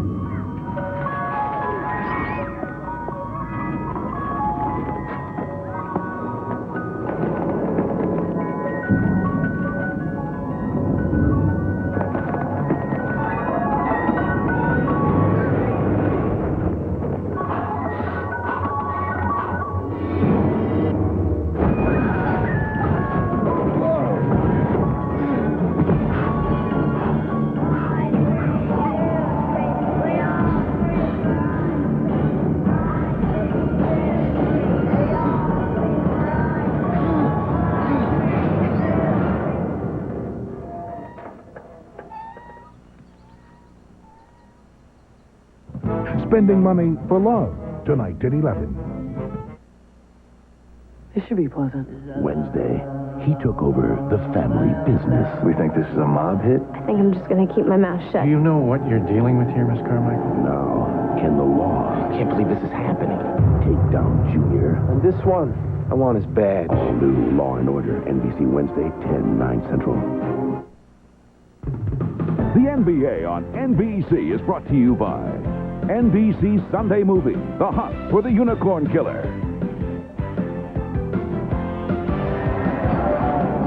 Halftime at the Rose Garden in Portland, where the Phoenix Suns, despite shooting only 37% from the field, have a 1-point lead over the Portland Trailblazers, 41-40. Danny Manning with a big 10 points in 12 minutes off the Phoenix bench. And Steve, I guess it's that near-perfect free throw shooting by Phoenix, hitting a 12 of 13, that's kept them not only in the game, but in the lead. No, there's no question that was what got them a way to get into the ball game, and then Danny Manning made a few key field goals, and he's really been the bench story for them, provided a big pop, and they now have an advantage over a team that's had a big bench story the entire season. So it'll be interesting to see how Dunleavy gets his troops back into it. Take a look at some first-half trends, and I think we'll see that rebounding, as we mentioned, would be a huge factor, and Phoenix holding its own with Portland. Phoenix came in knowing that they were going to have to do a better job on the glass, and they've done so, and the Trailblazers have done a good job of scoring in the paint, but consistently, Portland wants to be able to open this game up, attack the rim. Phoenix is doing a good job of keeping them out of that kind of transition offense. All right, Phoenix leading Portland 41-40 in game one of the best of 5. Back for the start of the third quarter in just a moment. The marvel of its aerodynamics, the sheer exhilaration of takeoff. It's enough to make an aerospace engineer jealous. Chrysler Concorde. With a 200 horsepower V6 engine that's remarkably powerful, yet fuel efficient. Now, lease a Concorde LX for $289 a month. Chrysler. Engineered to be great cars.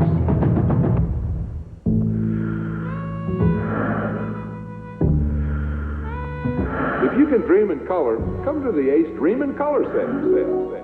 Where you'll find the help to make your dreams come true. Because Ace is a place for the helpful hardware folks. Introducing Wendy's Cheddar Lovers Bacon Cheeseburger. It's 3 strips of bacon, sauteed onions, 2 slices of cheddar, and cheddar cheese sauce. Come in and try one today. All you have to do is say cheese. You want to know who's offering free Minute Mondays on collect calls in May? 1-800-CALL-ATT. You want to know how to get 5 free minutes after you talk 5 minutes?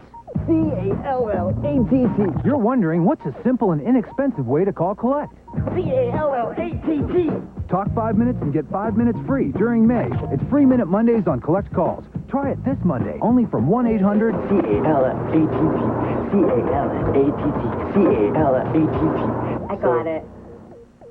NBC Tonight.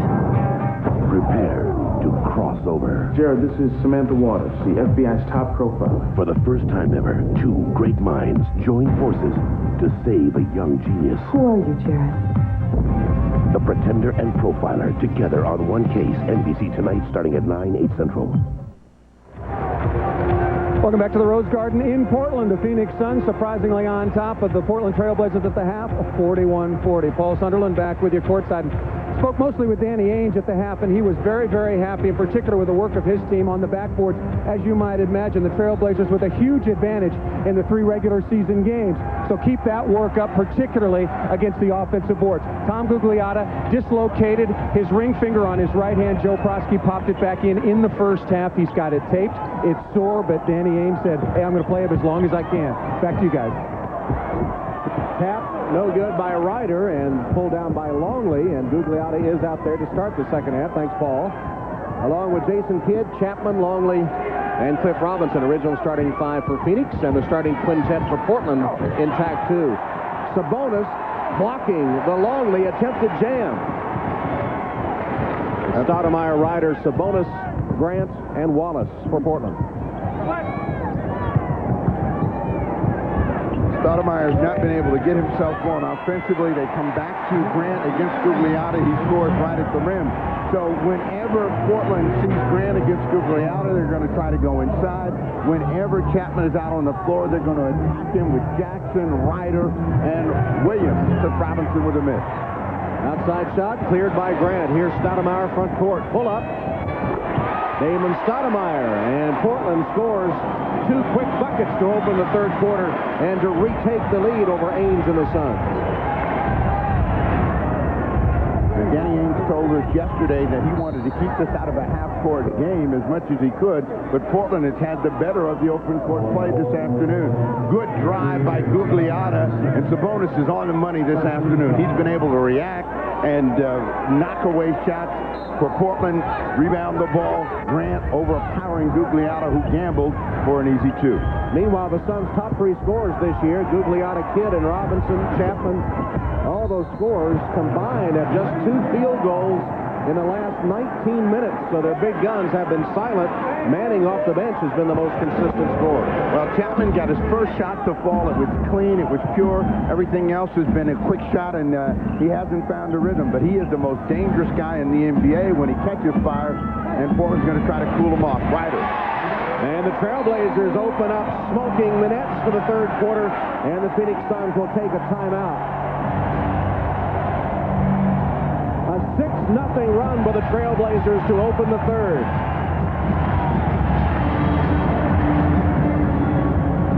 Dating back to the second quarter, Portland has now scored 10 straight points. Timeout Suns. J.R. Ryder, the latest to get into the act. And it's Portland leading Phoenix 46-41. The Kings, the Jazz, the playoffs continue next.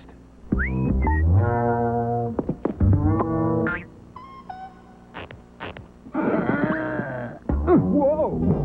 Lawn weeds, huh, Pete? Yeah. Try Ortho Weed Be Gone. Weed Be what? Gone, as in out of here. Like adios. Weed Be Gone kills weeds without harming your lawn. Didn't hurt my lawn. Ortho guarantees it. Now that's a great lawn. Lawn weeds? Leave it to Ortho. Is there an underdog in you?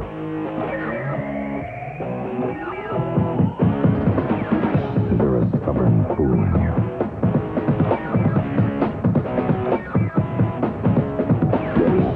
Is there a screaming child in you? Is there a crazed lunatic in you? Gatorade, is it in you?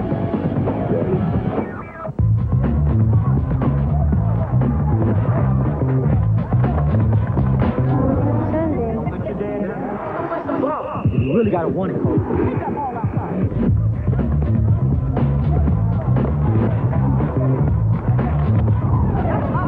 Hi, I'm Kobe. Kobe Rimasti. Kobe Bryant. That's it, son, yeah. Go for it, Kobe. Proud of you. I'm here to make it someday. The 300 Secrets. At Chrysler, the latest 300 is unveiled. The 300 philosophy has always been one of styling leadership, presenting the newest 300. Chrysler 300M, the 253 horsepower descendant of the legendary Letter series. Sliding into the spacious cabin makes you feel connected to a true automotive thoroughbred. And now, Motor Trend 1999 Car of the Year. The NBA on NBC is brought to you by Gatorade Thirst Quencher, helping you play longer and stronger when it counts the most. Gatorade, is it in you? By Chrysler, engineered to beat great cars. And by Adidas.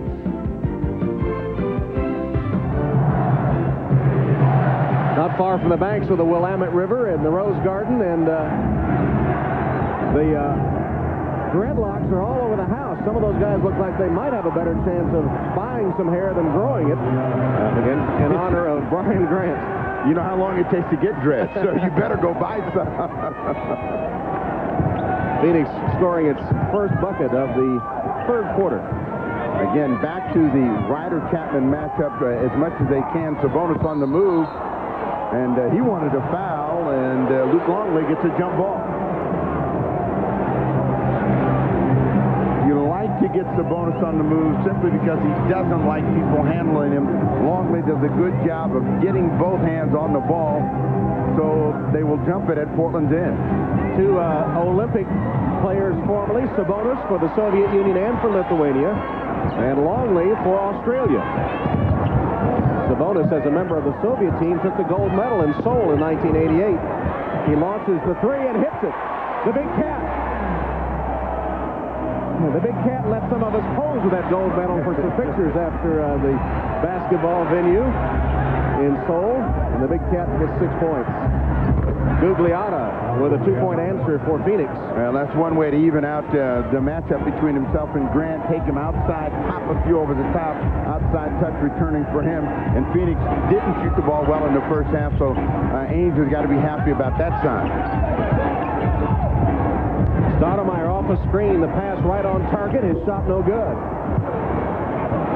And the rebound by Cliff Robinson. Phoenix re-energized after the timeout, getting untracked. Kidd with a good ball fake. Penetration. The pull-up, though, is no good. Rasheed Wallace, the carom. His focus on that shot was more on where Damon Stoudemire was than it really was the basket. Anytime you get a player doing like that, and he's not a great perimeter player to begin with, you're probably going to get a miss. Ryder. JR, tough fall-away shot. Isaiah has 13. He has been clearly focused in today's game, hitting 6 of his 10 shots. Chapman off a screen. Back to Kidd for 3.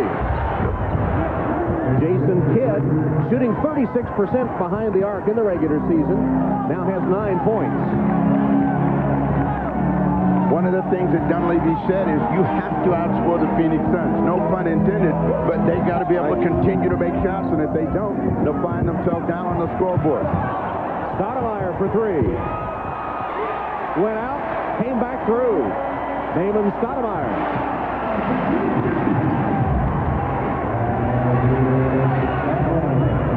Robinson driving on Grant.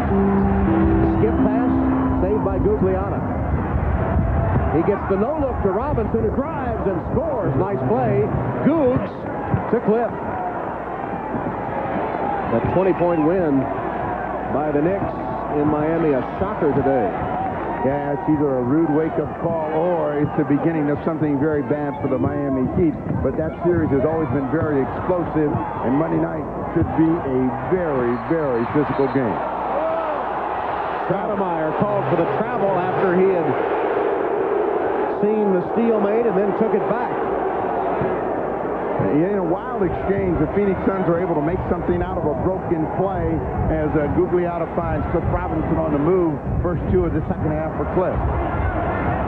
Suns trail by 3. Gugliotta dishes to Longley. Gugliotta once again with the assist. And Longley the finish. Well, Luke Longley needs somebody to set him up, and in Chicago was always Jordan giving him that little base down line shot. Now Gugliotta does the same thing here in Phoenix. Looking for Ryder against Chapman. 5 of their last 6. Ryder dishes off, and a foul called. Cliff Robinson thought he got all ball, but he's assessed the personal. And on Cliff, number 3. Third personal. And he's in pain. Does not like it. As Wallace will get his first trip to the line, but they are going to go through Ryder to make the defense react, knowing that it's an overpowering matchup as Phoenix has gotten the better of the free throwing in the first half. And that one bounds off. Tomorrow night on NBC, the manhunt that spanned 2 continents, tracking a celebrity-turned-killer based on the true story. NBC movie event, The Hunt for the Unicorn Killer. Tomorrow night, 9, 8 Central, here on NBC.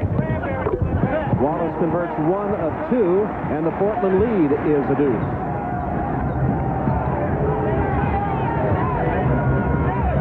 Jason Kidd now being checked by Ryder. Robinson. Cliff Robinson, trying to remove that stigma of collapsing in the playoffs, has recorded 9 points for the Suns today. Solid game for Cliff so far.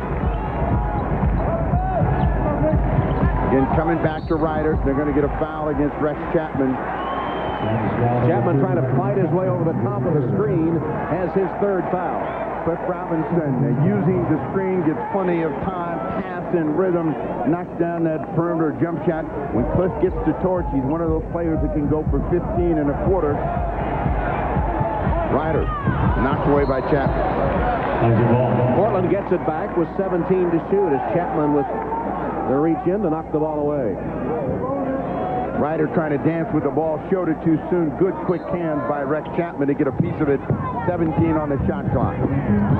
Chapman went for the steal, and Ryder laid it in. Well, you never go for the steal if you're the only man with clothes on underneath the basket. Left naked and an easy score. Ryder's got 6 in the quarter. Excellent shooting on both ends. Gugliotta, nice ball fake, and then blocked by Sabonis. They fill the lanes for Stoudemire, but no one open. Well, they missed a couple of guys that were open late. Now they'll have to reset coming back to Grant. Nice backside help from Cliff Robinson, but he fouled him. The temptation was too much for Rex Chapman. I'm either getting this ball and we're running the other way, or I'm giving up the hoop, and Ryder finishes on the other end, and then it's a big block by Sabonis. Sabonis has really been active defensively for Portland to make the save. Sabonis with 3 blocks, and Portland has a half dozen. And Cliff Robinson does not want to leave the ball game, but Danny Manning is going to replace him. Slow walk for Cliff. Manning who was really good in that 12 minutes in the second quarter. So Robinson sits with 4 fouls, and Manning, who scored 10 off the bench, returns to the floor for the Suns. Grant's free throws make it a 4-point Trailblazer lead.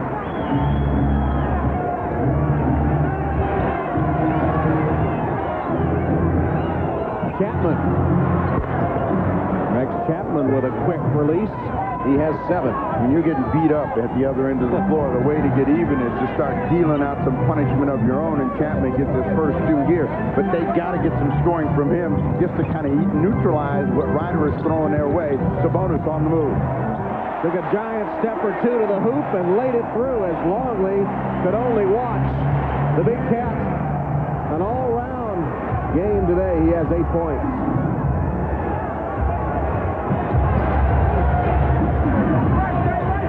Stoudemire now guarding Chapman. Chapman's letting this one go. Didn't matter who was guarding. He was letting that one go. You just had that feeling he wanted another hoop. Ryder against Kidd. Wallace for 3.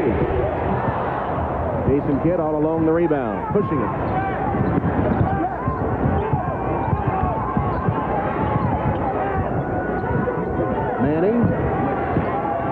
Manning wants this matchup, and Ryder's going to try to hold him outside, gets called for the foul. But holding is the key word there. He's pointing to the forearm, but Rex Chapman, when he comes off screens, he's already got the trigger cocked, and he's ready to pop, and he does so. And then Sabonis, big steps. You know, it's like he's moving in slow motion, but if you give him enough space, you know, he does a slow waltz, but he's been very effective. We mentioned that gold medal for the Soviet team before switching to his native Lithuanian team after the breakup of the Soviet Union, as another Chapman miss. Sabonis playing against Danny Manning, who was on that U.S. team that could manage only the bronze medal in Seoul in 1988.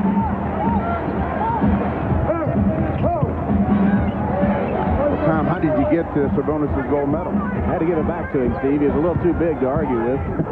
But he did let us take a picture with it around the neck, and very cordial.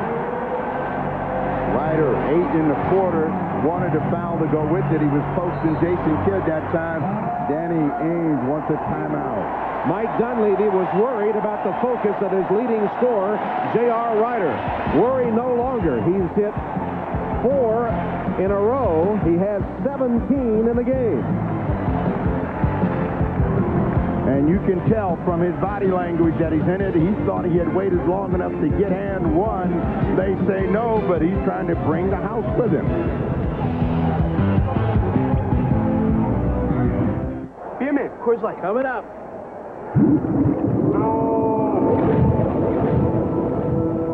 Allow me to say a few words in this beer's memory. He was so young, so full of carbonation, little bubbles. Everyone loves this frost-brewed Coors Light. So let us send him off in a way that is dignified, respectable, and 100% recyclable. Maybe I could console his family. Coors Light. I'm an engineer, an architect, a CEO who needed, had to have notebook computers. Preloaded with a powerful, easy-to-use, reliable business operating system. So I called Dell. Dell pre-installed Windows NT Workstation on custom-built Latitude notebooks. Dell pioneered this direct way of providing solutions, which is good. It's genius. Be direct. Dell. Dell notebooks use Intel Pentium 2 processors. Introducing the all-new Jeep Grand Cherokee. With an advanced four-wheel disc anti-lock braking system, it delivers the best stopping ability in its class.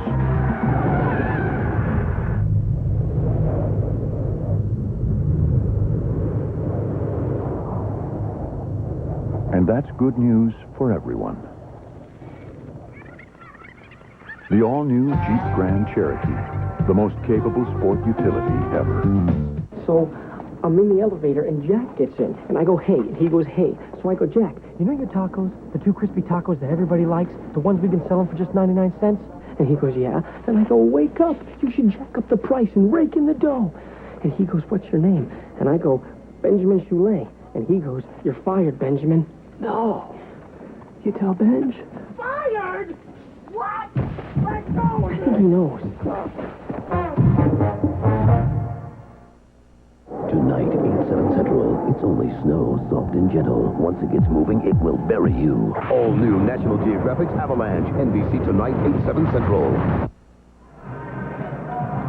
Whenever you talk about Arvydas Sabonis, the talk is not about what he has done now, but what would he have done had he been a healthy player. But he's been an awfully effective player this afternoon, blocking shots, scoring the basketball, rebounding the ball. But everyone has a flashback and says, you should have seen him when he was 19. If he can do those things now, imagine. And they all want to put him in the group of great centers of all time. The matchup between himself and Longley, he's winning that one. That's what Mike Dunleavy said. He first saw him at 19 years old, and he was a tremendous player. He's been an international player since he was a 15-year-old. Now 34. Manning lays it in, and let's check in with Paul Sunderland. Paul? Well, during the last time out, Danny Ainge decided to go with a very small lineup, and Pat Garrity now gets the luxury of guarding Arvydas Sabonis. And he got a lot of advice from Joe Klein. We'll see if it plays off here. But Joe Klein came over and said, try to keep him out of the paint. We'll double down and dive as fast as we can. Danny Ainge feeling maybe this game getting away. Wanted to really change things up and go with a small lineup. Back to you guys. You can tell he talked to Joe Klein because it was foul, foul, and foul. There's Joe. Joe, of course, you remember that sight when he had the 30 stitches after being hit by a Karl Malone elbow. I saw him warming up before the game. I said, you okay? You all healed up? And he said, yes, I'm beautiful again. Sabonis nails the free throws. Arvydas Sabonis speaks 5 languages, but it's almost like he likes to trick you. He pretends like he doesn't speak English, all the time understanding everything that's going on. And he does, and you know, people will say things, and he'll look like he doesn't know, but I think that's his practical joker nature. McCloud, another 3-point field goal. And a tough one for George with Ryder right in his face. McCloud with 8 points, and the Phoenix bench continues to be their most efficient unit today. Coming back to Sabonis, you know they're going to have to give help. Bad pass that time. Nice play by Manning to step in. Here's Garrity getting it from McCloud. And McCloud for 3. Grant beats Gugliotta for the rebound. 2 minutes plus. And a traveling call, a carry and a travel. Called against Stoudemire. Phoenix does a good job of finding George McCloud standing, waving out on the perimeter, and he makes good on that launch. And Phoenix needed a hoop. Coming back to Danny Manning. Blocked. Wallace. Rasheed Wallace got a piece of it. Scramble. Jump ball called. A heated scrum on the floor after that loose ball. And the fans applaud the effort. Manning with that little jump hook. Wallace expands and extends and gets a piece of it, then comes back, knocks it out of McCloud's hand. They go to the floor. The jump ball between McCloud and Wallace. Yeah. No, they're saying Ryder. So if you're Portland, you're looking where they might tip and try to gamble. McCloud got up first, but it's Ryder who controls it down. And Stoudemire racing to the other end. Kidd got back to deflect the ball. And we'll find out about the patience of Portland here in the half court. Sabonis has got the best matchup. They come back to Wallace. That's a tough shot. Very tough. Rasheed Wallace. 7 points in the game for Rasheed. Portland, as usual, very balanced scoring attack. They lead it by 5. Just under a minute and a half remaining in the third. Manning drives on Sabonis. Back to Gugliotta, stripped away by the big man. Stoudemire has Ryder on the wing. JR. And a loose ball foul called on Sabonis, who tosses the ball. Let's see if that'll get him teed up. Well, it's not the same as slamming the ball as Cato did. It's much gentler. Yeah, you see Wallace, and this is a really tough shot. Body going away from the hoop, and he's thinking, man, I needed to have a foul on that play. Ryder with the fadeaway, he thought he was going to get it. The big arm of Sabonis actually came over Grant, his own man. They let Grant shoot free throws if that had been in the penalty. Grant took the worst of it from his own teammate, but Sabonis called for the foul. They post Kidd and come back to Garrity. And a 3-second violation against the Suns. That's their 8th turnover. Portland has turned it over 12 times. You hear Danny Ainge in the background. He just showed up. You got to be kidding me. He wasn't in there 3 seconds. 40 seconds left in the quarter. They send Ryder down in the post. Ryder with a dump to Cato. Missed it. Gugliotta hits the deck. Cato missing again, and Manning clears for Phoenix. Manning the trailer. That'll be a charging foul. Manning trailing the play, got the pass a little out of control, and is called for charging. Like that Atomic Train that we're talking about, that movie, that lane opened up, and all of a sudden, I can't stop. Cato with a nice play, and the Trailblazers get a break here, and we'll hope for the final shot of the quarter. Walt Williams coming into the ball game. Cato goes down, and this is purely an offensive move by Dunleavy right now. Want to score. And Randy Livingston in the game defensively for Danny Ainge. Atomic Train. Now, you know Manning's knees could be radioactive after all those operations. Phoenix has turned the ball over 4 times in the last 2 minutes. And here in the closing seconds of the third, Portland with a chance to add to its lead. Stoudemire jump stop, kicks it back outside. Williams had it stripped away by Livingston as the quarter comes to a close. Danny Manning has given Phoenix a lift off the bench today. But Isaiah Ryder has found his shooting touch, hitting 8 of his 13 shots, a game-high 17 points. And at the end of 3, it's Portland 66 and Phoenix 61. We'll be back after these messages and a word from your local station. You're watching the NBA on NBC. Introducing the all-new Jeep Grand Cherokee with infrared dual-zone climate control. The only system in the world that actually reads body surface temperatures of driver and front passenger. At the slightest change, it automatically adjusts the cabin temperature. So conditions inside stay comfortable, even when the environment outside isn't. The all-new Jeep Grand Cherokee, the most capable sport utility ever. It starts with a whisper. And we're going to cover the whole area Some today. heed the call, but it speaks to all of us. It's about our towns, our cities, our lives. It's about what we can do for tomorrow. It's about pitching in, giving back, and getting it done. And soon that whisper will become a chorus, and its voice will be heard. We will make a difference. Volunteer to improve your community. Tonight, Cuba Gooding Jr., Ricky Martin, Saturday Night Live. Good luck. Hope you find what you're looking for. Want to strike it rich and wrangle in great tire values? Make tracks to your nearby Les Schwab Tire Center, celebrating Gold Rush Days by giving away 6 Jeep Wranglers. Gold Rush savings throughout the store on tires, custom wheels, batteries, and shocks. Play the scratch and win game for instant prizes. Fill out the back, and you could win one of 6 Jeep Wranglers. Gold Rush Days at the Les Schwab side. Hey, come back here with that Wrangler. During Adventure 99, buy a Dodge Dakota, and Dodge will give you a $1,000 cash allowance. Or you can choose a vacation package worth up to $1,800 at the new Universal Studios Islands of Adventure theme park in Orlando, Florida. Or a vacation package at Universal Studios Hollywood. It's the adventure of a lifetime, and we have the rides to prove it. See the friendly Dodge dealer near you. Spending money for love, tonight at 11. This copyrighted telecast of the National Basketball Association is intended solely for the entertainment of our audience, and any retransmission, reproduction, rebroadcast, or other dissemination or use of this telecast, or of the pictures, descriptions, or accounts of this game, without the express written consent of the National Basketball Association, is prohibited.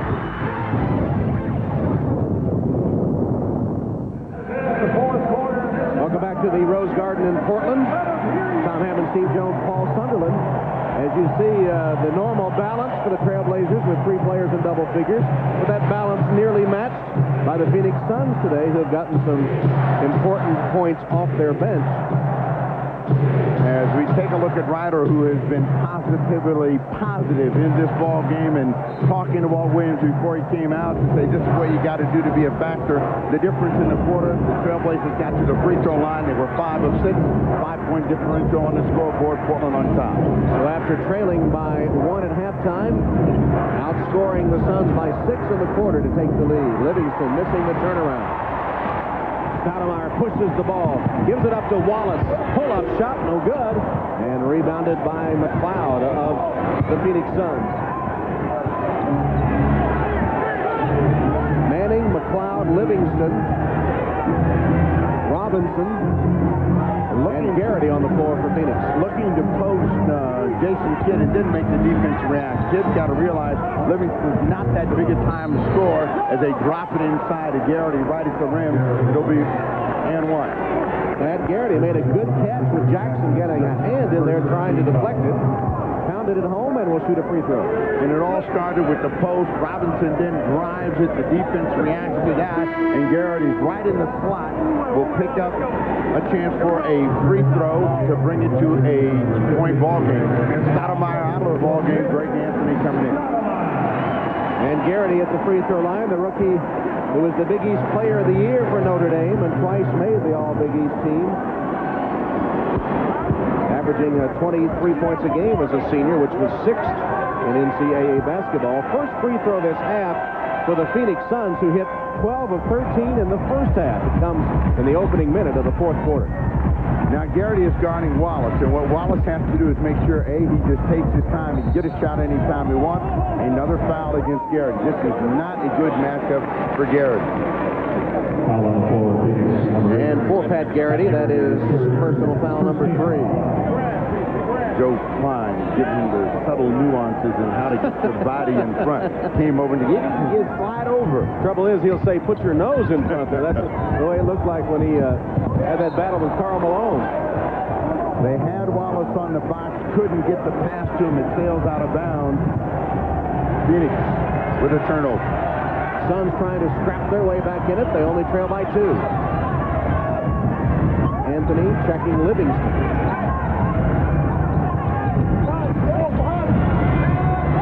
Robinson. Pat Garrity couldn't get the roll. Fighting for the rebound. Grant taps it out. Jackson has it for Portland. Stolen by McCloud. He can't convert, but he'll shoot 2 free throws. Well, this play tells you that the officials are going to let the players decide the outcome of this in the 4th quarter. As Jackson has the ball, he felt he got held by George McCloud as he's bringing the ball up the floor. Watch McCloud attack, reach right in there, grab, and then hold that separation. Foul was the 3rd on Jackson as McCloud hits the first free throw. Coming up tonight, playoff action on TNT, 8 o'clock Eastern Time for the Detroit Pistons and the Atlanta Hawks. Playoff basketball on TNT tonight. Of course, one more to go here on NBC with the Utah Jazz and Sacramento Kings following our game from the Delta Center in Salt Lake City. Dick Inberg and Bill Walton, the big redhead, and Jim Gray are standing by to bring you the broadcast of that one. Haven't heard you say you missed the big redhead today.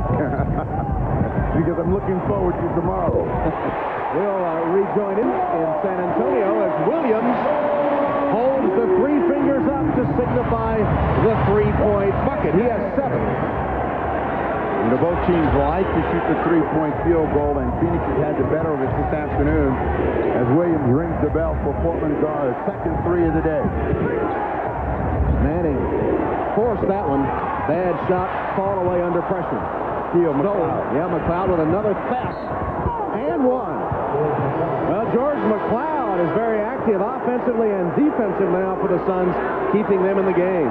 And the worst thing is George McCloud's not noted for stealing balls, but he has been active, and that has helped Phoenix stay in this ball game. But Walt Williams gives Portland a little bit of breathing room with that deep three. You're watching the NBA on NBC.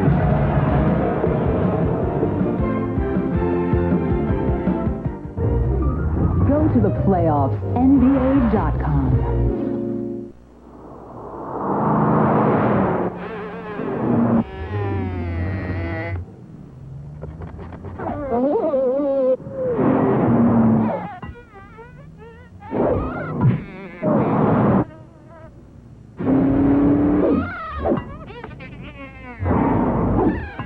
The quick, remarkably agile Lexus GS. Use it as you see fit.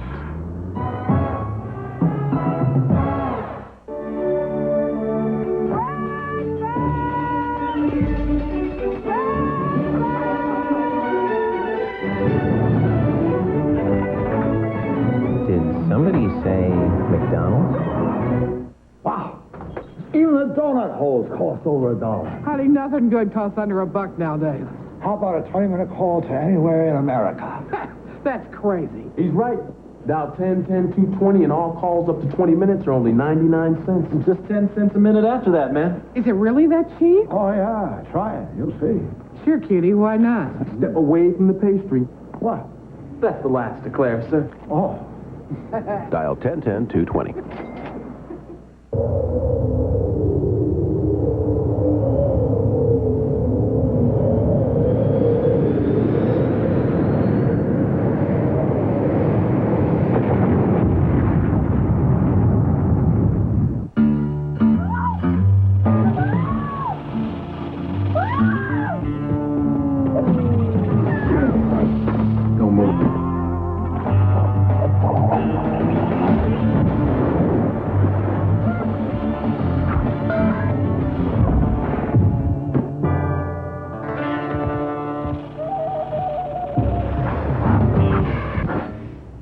Now there's a beer with a head on it. Rocky Mountain Cold, Coors Light.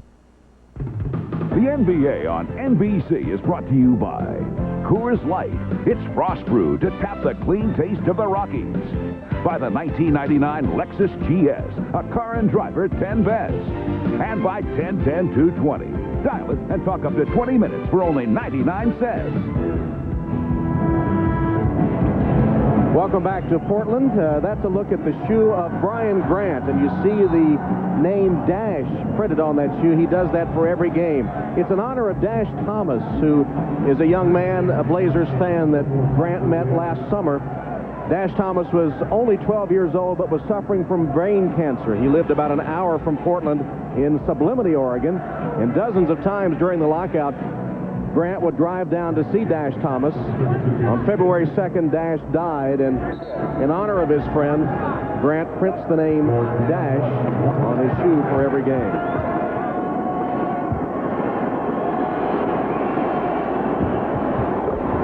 George McCloud, sparking the Suns, has pulled them within one. He has 12 points in the game. Yeah, 4 in the quarter, both of them coming off aggressive defensive reaction plays. So I'm sure they're telling him take care of the ball. Walt Williams trying to get back-to-back hoops. McCloud rebound. Yeah, who else but McCloud, who gathers in the rebound. And now Portland trying to hold off the charging Suns.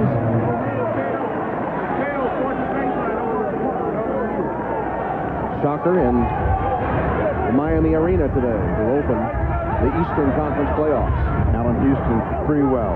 Very big, along with Marcus Camby in that ball game. Gugliotta posting Williams. The double team comes. Kidd for three. Long rebound. McCloud saves it, but right to Greg Anthony of Portland. Looking for Wallace. They've got him. Cut off, though. Back outside Anthony. Over the top, Robinson deflects it out of bounds. Portland retains with 12 to shoot. Well, Wallace had the position but didn't go through the ball. That's what allowed Cliff Robinson to get around and get a piece of it. When you work that hard to get the ball on the post, you also got to hop out there and meet it once it goes in the air. Gugliotta nearly deflected the ball from Cato. Watch out. To the basket. Can't score. Here's Kidd with a long pass for Robinson. Finally tracks it down before it gets out of bounds. McCloud for three. George McCloud has been on fire for the Phoenix Suns, offense and defense. He has 15 points, and the Suns have captured the lead by 2. 7 points in the quarter for George McCloud. First lead for Phoenix since halftime. Now, they've done a good job of keeping Wallace out of the play. They finally feed him the ball. Cliff Robinson was there in front, and they're going to... Jason Kidd put his hand up. But Cliff Robinson will get the foul. Nope, they did give it to Kidd. Good job. There's the McCloud three, which put Phoenix on top. The crowd reacts here. They thought it was Cliff Robinson all the way. They want him out of the ball game. Dunleavy's saying the same thing, and he wants a timeout. So Portland takes a timeout. George McCloud has them reeling. The NBA on NBC.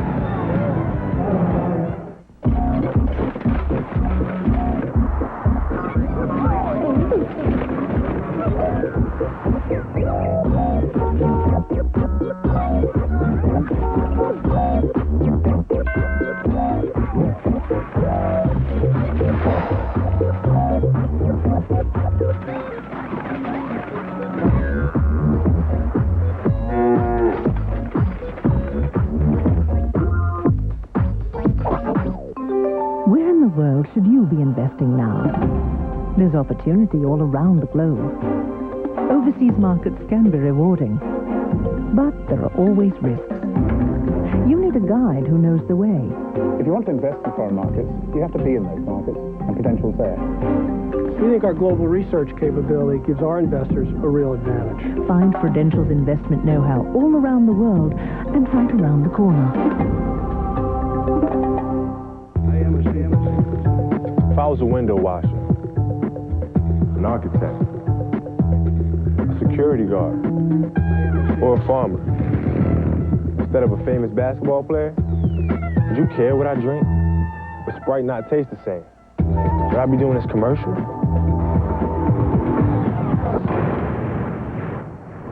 What do you think?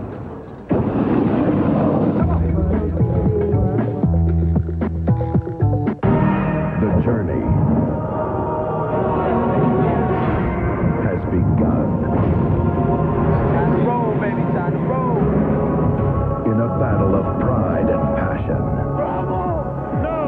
leaders emerge.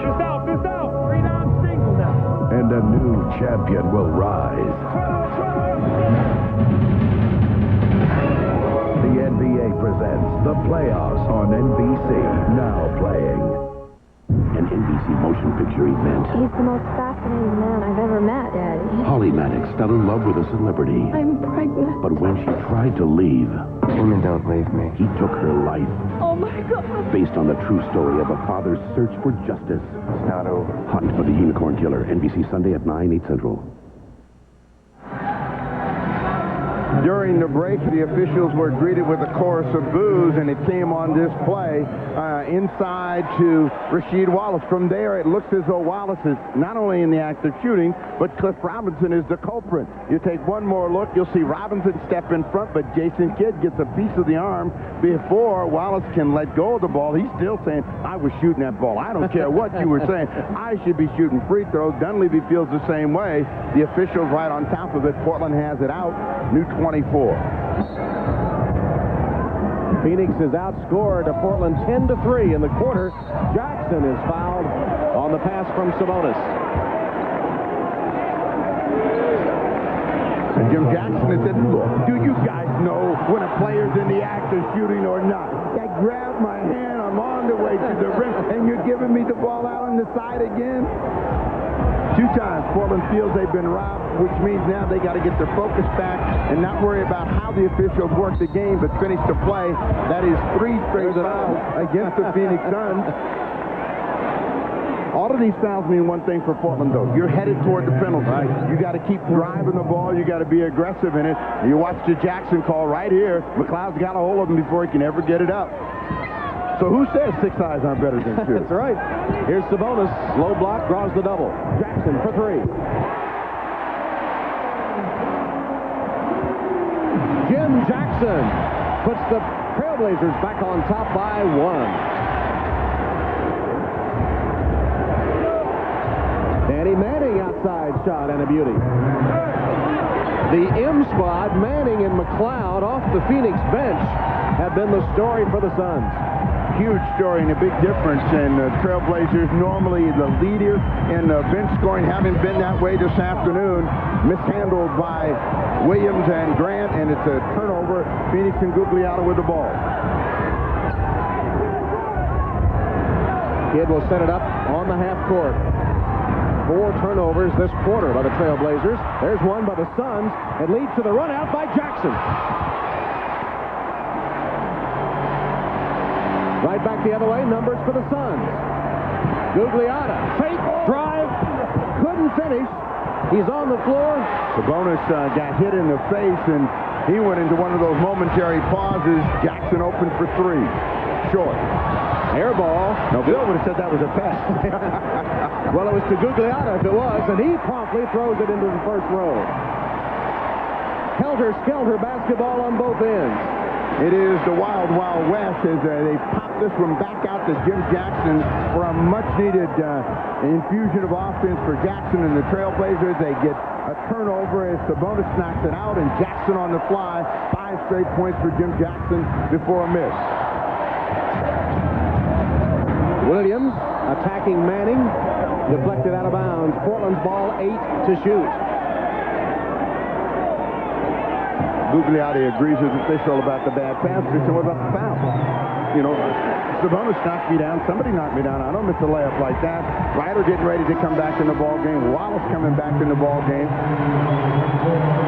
You just can't satisfy anybody, can you? These are the playoff times. That's right, playoff time. Walt Williams with a walk to the bench, and Jim Jackson will join him.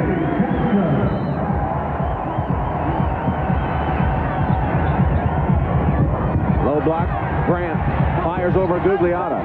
McCloud up for the rebound. That time Grant just a little bit too quick, realizing he's been having a good afternoon against Gugliotta. Wanted that hoop, but rushed his shot. McCloud, he's been the man. That one, though, no good, and gathered by Grant. 8 rebounds for Brian Grant, the Blazers' leading board man on the season. Ryder's over there talking to McCloud and telling him, get off me. Lob pass to Grant. Tried to make a touch pass to Wallace, and a jump ball is called. I think it was McCloud that tied up Wallace.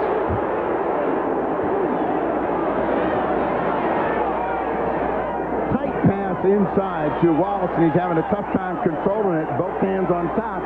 And again, a good play by the officials, and Wallace reacts. Is he the mummy? Portland controls the tap. Kidd almost got it away from Grant. Ryder somehow evaded Danny Manning to get his 19th point. And when Ryder's right, you understand why he can be such a threat. 9 of 14 shooting for him today. Portland leads by 3.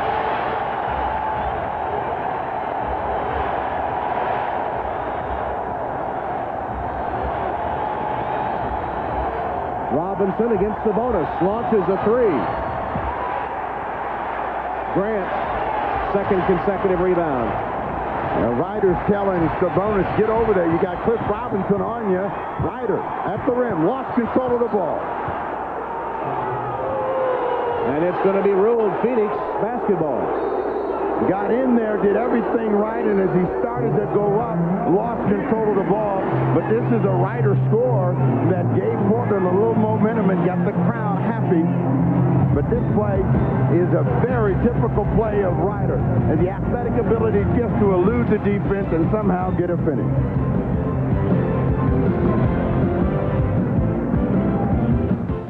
Why do birds suddenly appear every time you are near? Just like me, they long to be close to you. I think you're beautiful.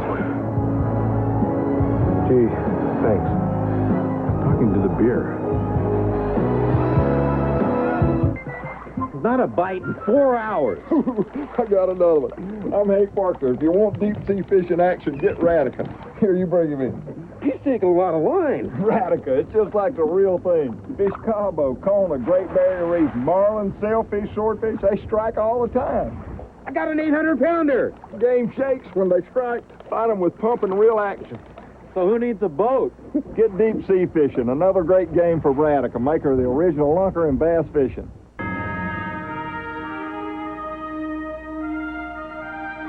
In 1998, Mark O'Meara won the Masters, the British Open, and was named PGA Tour Player of the Year. So what do Mark O'Meara and Toyota have in common? They both make great cup holders.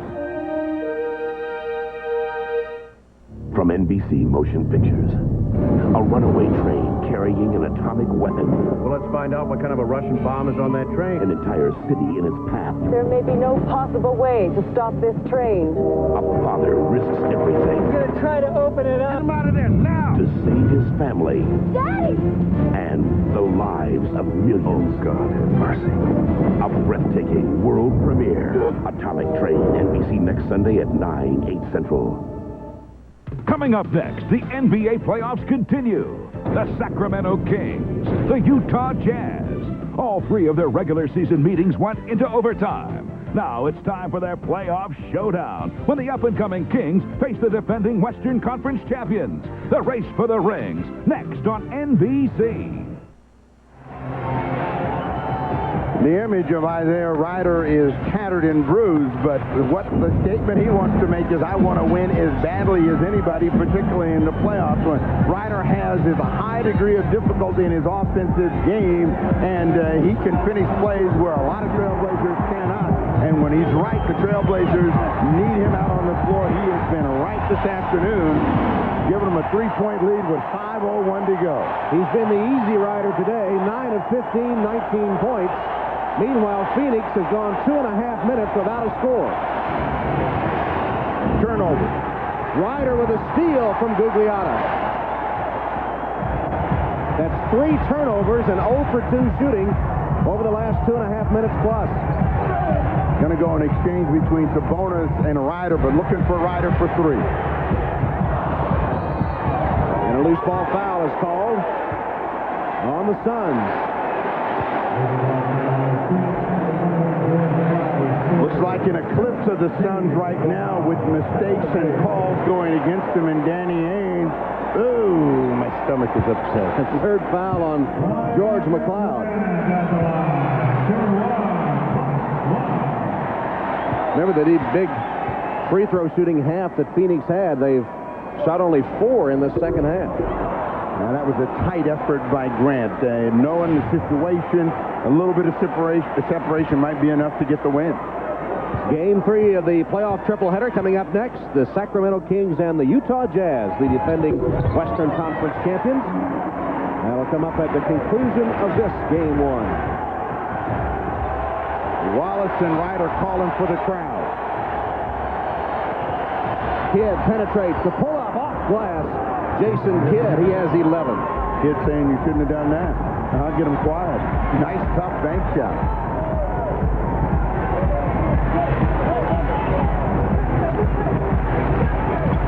Anthony being guarded by Kidd. Trying to come to Sabonis against Cliff Robinson. 9 on the shot clock. Sabonis having a tough time getting across the middle. 5. Anthony got it away. Rebounded by McCloud. Dangerous pass caught by Kidd, but Portland's back on defense. Gugliotta against Grant. Spins baseline. Dishes to McCloud for 3. And Sabonis collars the rebound. 8 boards for Arvidas. On the other end, J.R. Ryder. 21 today for Ryder.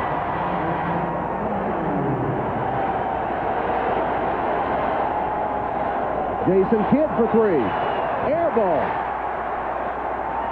Even though they slowed the pace down, that was a perfect time for Portland to push the play.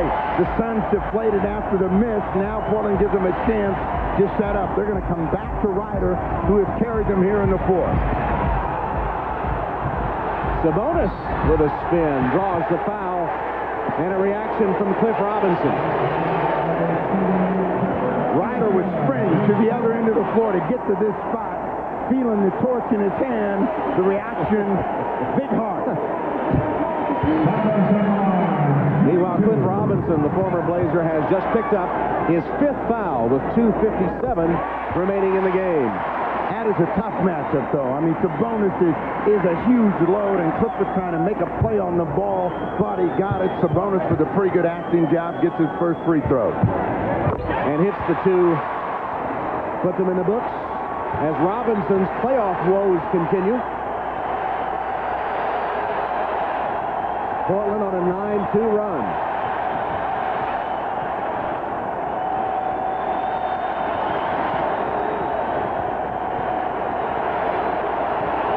Open shot, Gugliotta. Came up short. Ryder with the rebound, and the crowd now sensing a chance to get that first victory, really up on their feet. Blazers with the ball, leading by 6. Trying to come to Ryder against Jason Kidd down on the box. Kidd over the top, commits the foul.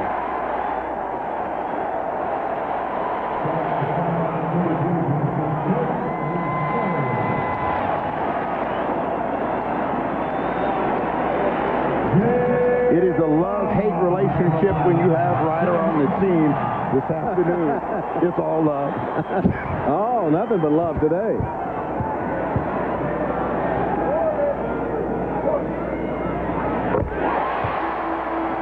Ryder made the comment before the series that Phoenix couldn't guard us.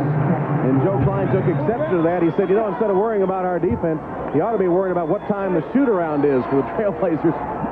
Klein had the bar, but Ryder had the answer with his game today. He knew not only what time the shoot-around was, he knew when it was game time.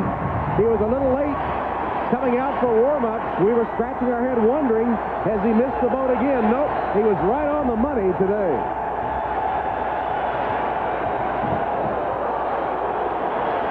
Gugliotta. They call a foul, a late call against Tom Gugliotta, but a good one. And with a little bit of an acting job from Greg Anthony, a pained expression, Gugliotta coming over. He's going to give him a little pop. Whenever Anthony feels any kind of pressure, he's going to take a dive. Watch. Gugliotta moving into him and being assessed the personal foul. Now, Chapman has returned to the game, and he and Kidd applying a little backcourt pressure. Under 2 minutes to play.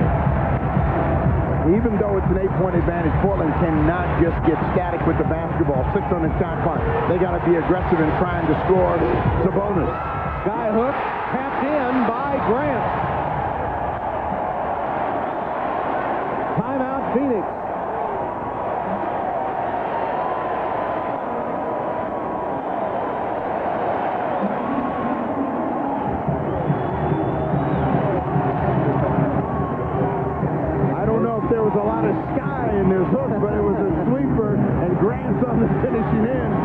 Portland a 10-point advantage, and they feel that they have sealed the deal for Game 1. You're watching the NBA playoffs on NBC.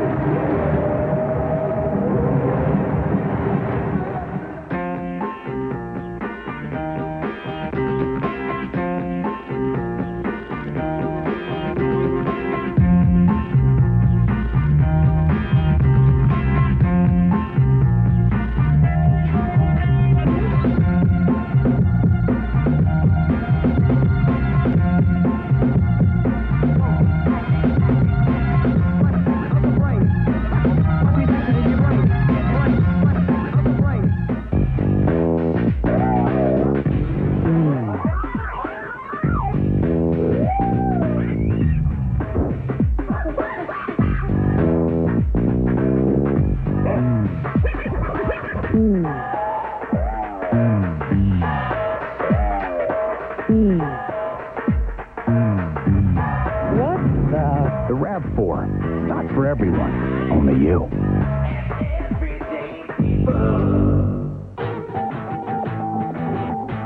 Anything you can do, I can do better. I can do anything better than you. No, you can't. Yes, I can. No, you can't. Yes, I can.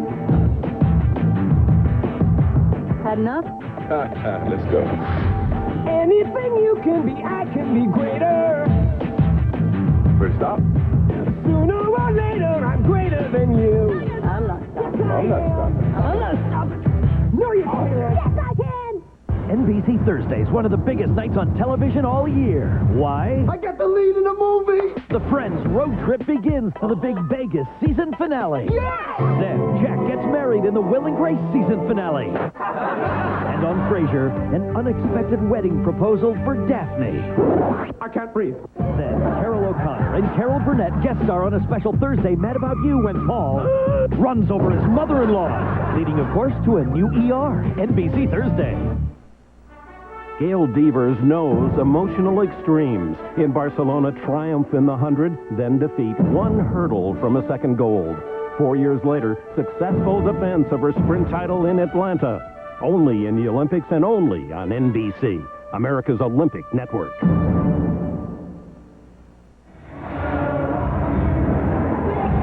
The Trailblazers trying to keep the pressure on the defense of the Suns and Cliff Robinson as Sabonis has the broom in his hand and sweeps the hook across. It's a little bit short, but it's right on the money for Grant to get good rebounding position. It dances on the rim. Grant is inside Gugliotta, and it's a 10-point advantage for Portland. Since Danny Manning gave Phoenix a 73-72 lead, the Suns have just one field goal and 4 turnovers in almost 6 minutes and have been outscored 13-2. But the Suns are dangerous. They're a deep, quick-shooting three-point team. Robinson for 3. Chapman the rebound. His follow shot good. Rex Chapman has 9 points. And Jason Kidd trying to foul, trying to make sure that they get enough time for maybe Rex Chapman to make his magic and presence felt out on the floor here in 122. Chapman had a memorable effort in a 3 overtime game against the Trailblazers, hitting an off-balance 3 to put it into OT, and then I think hit the winning free throws as well. You know, this is a very, very dangerous guy who makes shots from crazy positions all over the floor. Anthony, and we just had a shot of Damon Stoudemire on the bench. Of course, he's not happy sitting there. He'll be happy with the results, but they've got tough matchup problems for him against Kidd. So take the win, figure out how to live another day. I think his agent doesn't like that either, as I read the Portland newspapers. For all the sacrifice that Portland players have made this season, that was one small crack of dissension appearing. Jason Kidd, tough shot, and one. You know, and this is what makes the Suns most dangerous. When you think you've got them down, the game is over. All of a sudden, when they couldn't score, they can score in the most difficult situations. Kidd, ahead of steam coming up, attacking Wallace. Gets it left hand to go in, and he'll have a chance for a free throw. Jason shooting for his 14th point. He has 7 assists and 3 rebounds. 5 in the quarter for Kidd. They're going to track. 7-point game. Portland's got Jackson in, so if they do foul and Kidd's going to foul Grant, they got some people in that can make free throws. Brian Grant is an excellent free throw shooter, about 81% in the regular season. Led Portland with 17 double-doubles. former all-rookie player in his years, 3 of them in Sacramento. Danny Ainge is gambling that 81% is not 81% under pressure if the game means something. Grant shot 2 free throws earlier and came up with 1 of 2 when the game was tight. That one dances in. All of his free throws are touching iron right now. As a team, the Trailblazers have made 8 free throws in a row. They come into the game tied for 9th in the NBA at 74.3%. Phoenix is the 5th best free throw shooting team. Got away from no good. Just over a minute remaining. Chapman. Air ball. And a foul of Ryder as he takes the rebound.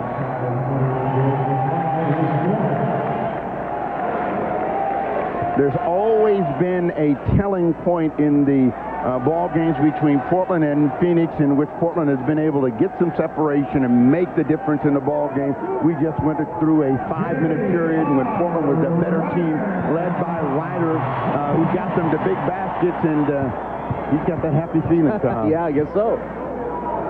He may be early for practice tomorrow. Don't get carried away. Danny Manning had a sparking effort off the Phoenix bench. But with 58 seconds left, Ryder can give Portland a 10-point lead, and he does. Timeout Phoenix. The Portland Trailblazers trying to take game 1 of this best-of-5 series. Back after these messages from your local station.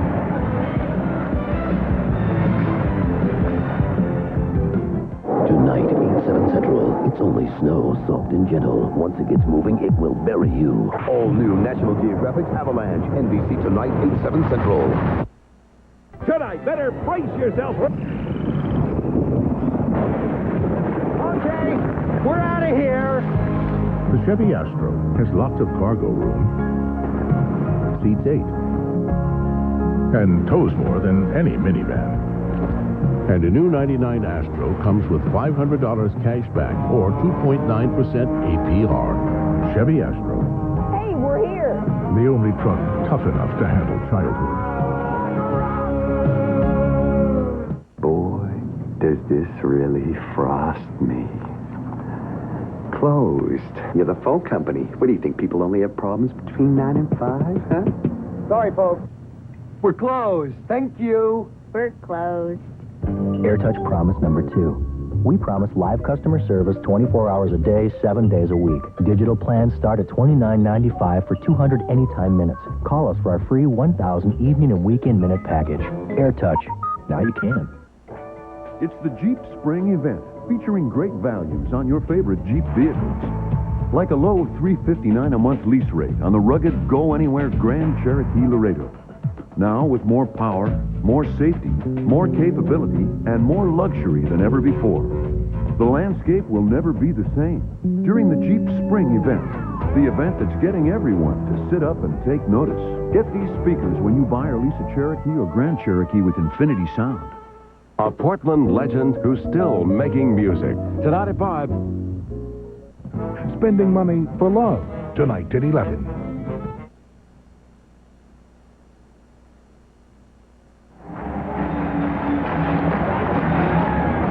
Trailblazers leading by 10 with 58.3 seconds left, trying to take game 1 of this best-of-5 series against the Phoenix Suns. The lead is 10, but it has been a 2, 3, 4-point ball game most of this afternoon. The Suns feel that they've done a lot of things right and have something to build on for game 2.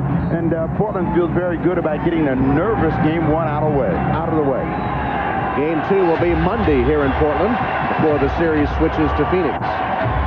Phoenix is still looking for a 3. Jason Kidd. He got it. 3-pointer by Jason Kidd, who now has 17 points and 7 assists. A 8 of them here in the fourth as Jackson having trouble getting it in. Calls a timeout. So the full court pressure defense for the Phoenix Suns forces a Portland timeout with 47.8 seconds left, and the Blazers up by 7. Yeah, Portland wants a 20-second timeout. What they're going to discuss is that basic strategy. Get the ball in. Don't forget, coming up next, Game 3 of the triple-header. It'll be the Sacramento Kings and the Utah Jazz from the Delta Center in Salt Lake City. That'll be coming up at the conclusion of this game. Game 1, Sacramento and Utah. We're looking for a tiebreaker today in this triple-header, Tom. The home team is winning 1. The home team lost 1. Will the Utah Jazz, who are extremely tough in the Delta Center, hold serve against the Kings? First experience for Jason Kidd. Newness of them coming back to the playoffs. They've had a long drought. Jason Kidd, a strong afternoon. Well, you talked about the quick strike capability of the Suns. 8 points in the last 38 seconds. But that's after they had gone 6 minutes with only 2. But I mean, that's the nature of the Suns. And, you know, they do a lot of strange things. Riding with the ball, saying, come foul me if you will. They move it around, 15 on the clock. Playing keep away now. Chapman is mugging Grant and can't get a call. You know, players are funny because they say, what does it take in the obvious situation that I'm fouling? And then when I get fouled and the game means something, I can't get a call. George McCloud talking to the officials along with Tom Gugliotta as Robinson fouls out. They're saying, look, we need time. You know we're going to foul. Right in front of us, Rex Chapman had Grant in a half Nelson. They couldn't get the call, and finally they nailed Robinson, who fouls out. What about Cliff Robinson's mindset now? Everybody talks about that playoff swoon he has annually. Here he is again, a subpar game in Game 1. Is that going to really play on his mind? Well, I don't think that Cliff got enough shots, but I think he was a very effective player for Phoenix. I think it's more critical when you say Cliff is not delivering the goods when he gets a chance to really get going offensively. They didn't look to him to score the ball. He got himself in foul trouble. I think Game 1 was a good game for him, even though he didn't get big numbers. Got only 9 shots. He hit 4 of them. 9 points and 4 rebounds before fouling out. Did a good job against Grant. Ended up with Sabonis, and anytime you got a load that big, you better give up a few fouls. So, you know, he was an effective player this afternoon. He can build on that as they go to Monday. Jackson, 1 of 2. Rebound, Jackson. And fouled again, this time by McCloud.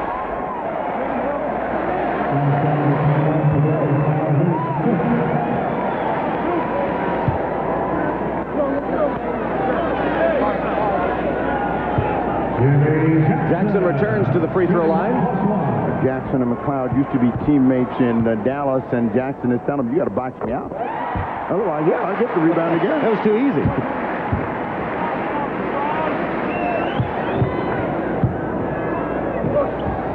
This time he hits the most. 10 points, 8 in the quarter for Jim Jackson. And Danny Ainge will call one more timeout. He comes with 32.5 seconds left. And the Trailblazers looking good, up by 10.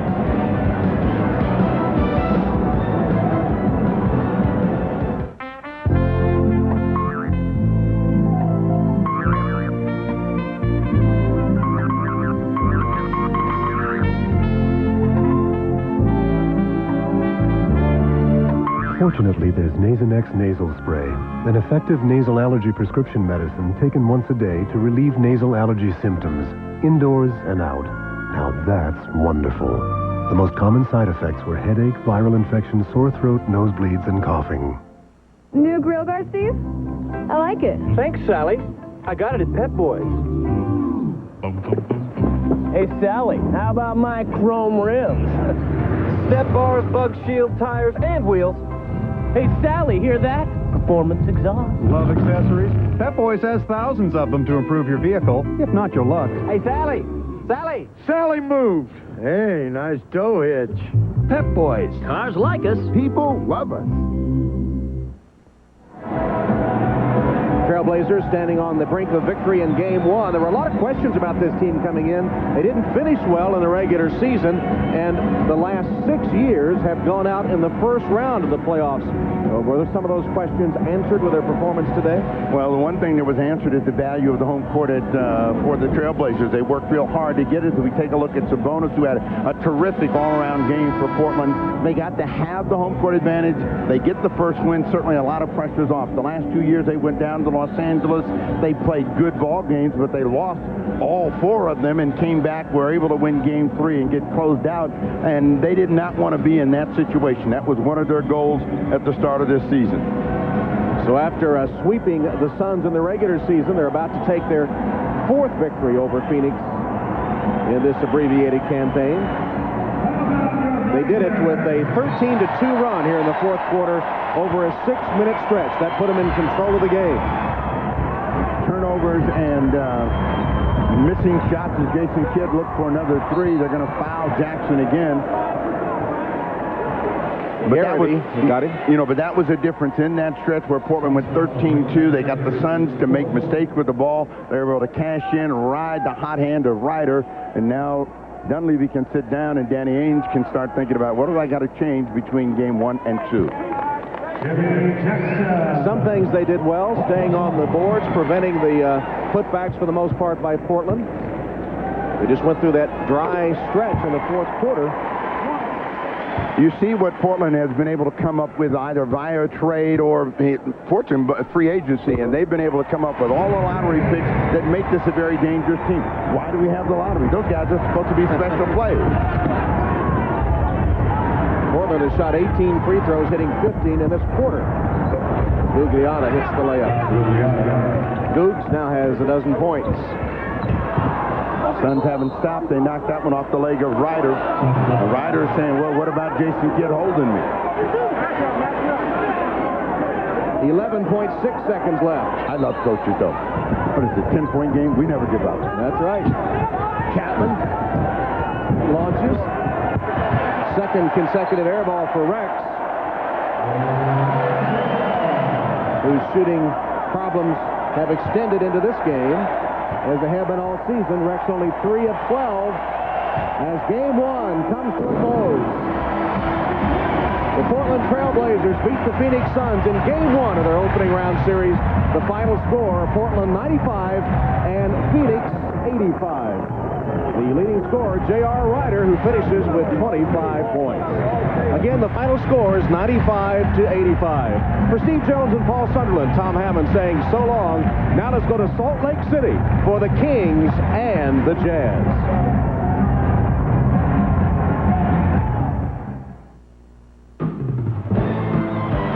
Beautiful, quiet outside, not inside. Game 1, Sacramento, Utah, Saturday in Salt Lake. First game of the playoffs, and suddenly everything is bigger than life.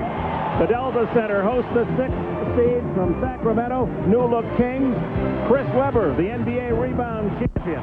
Rookie Jason Williams, whose energy and creativity has brought excitement and hope to Sacramento.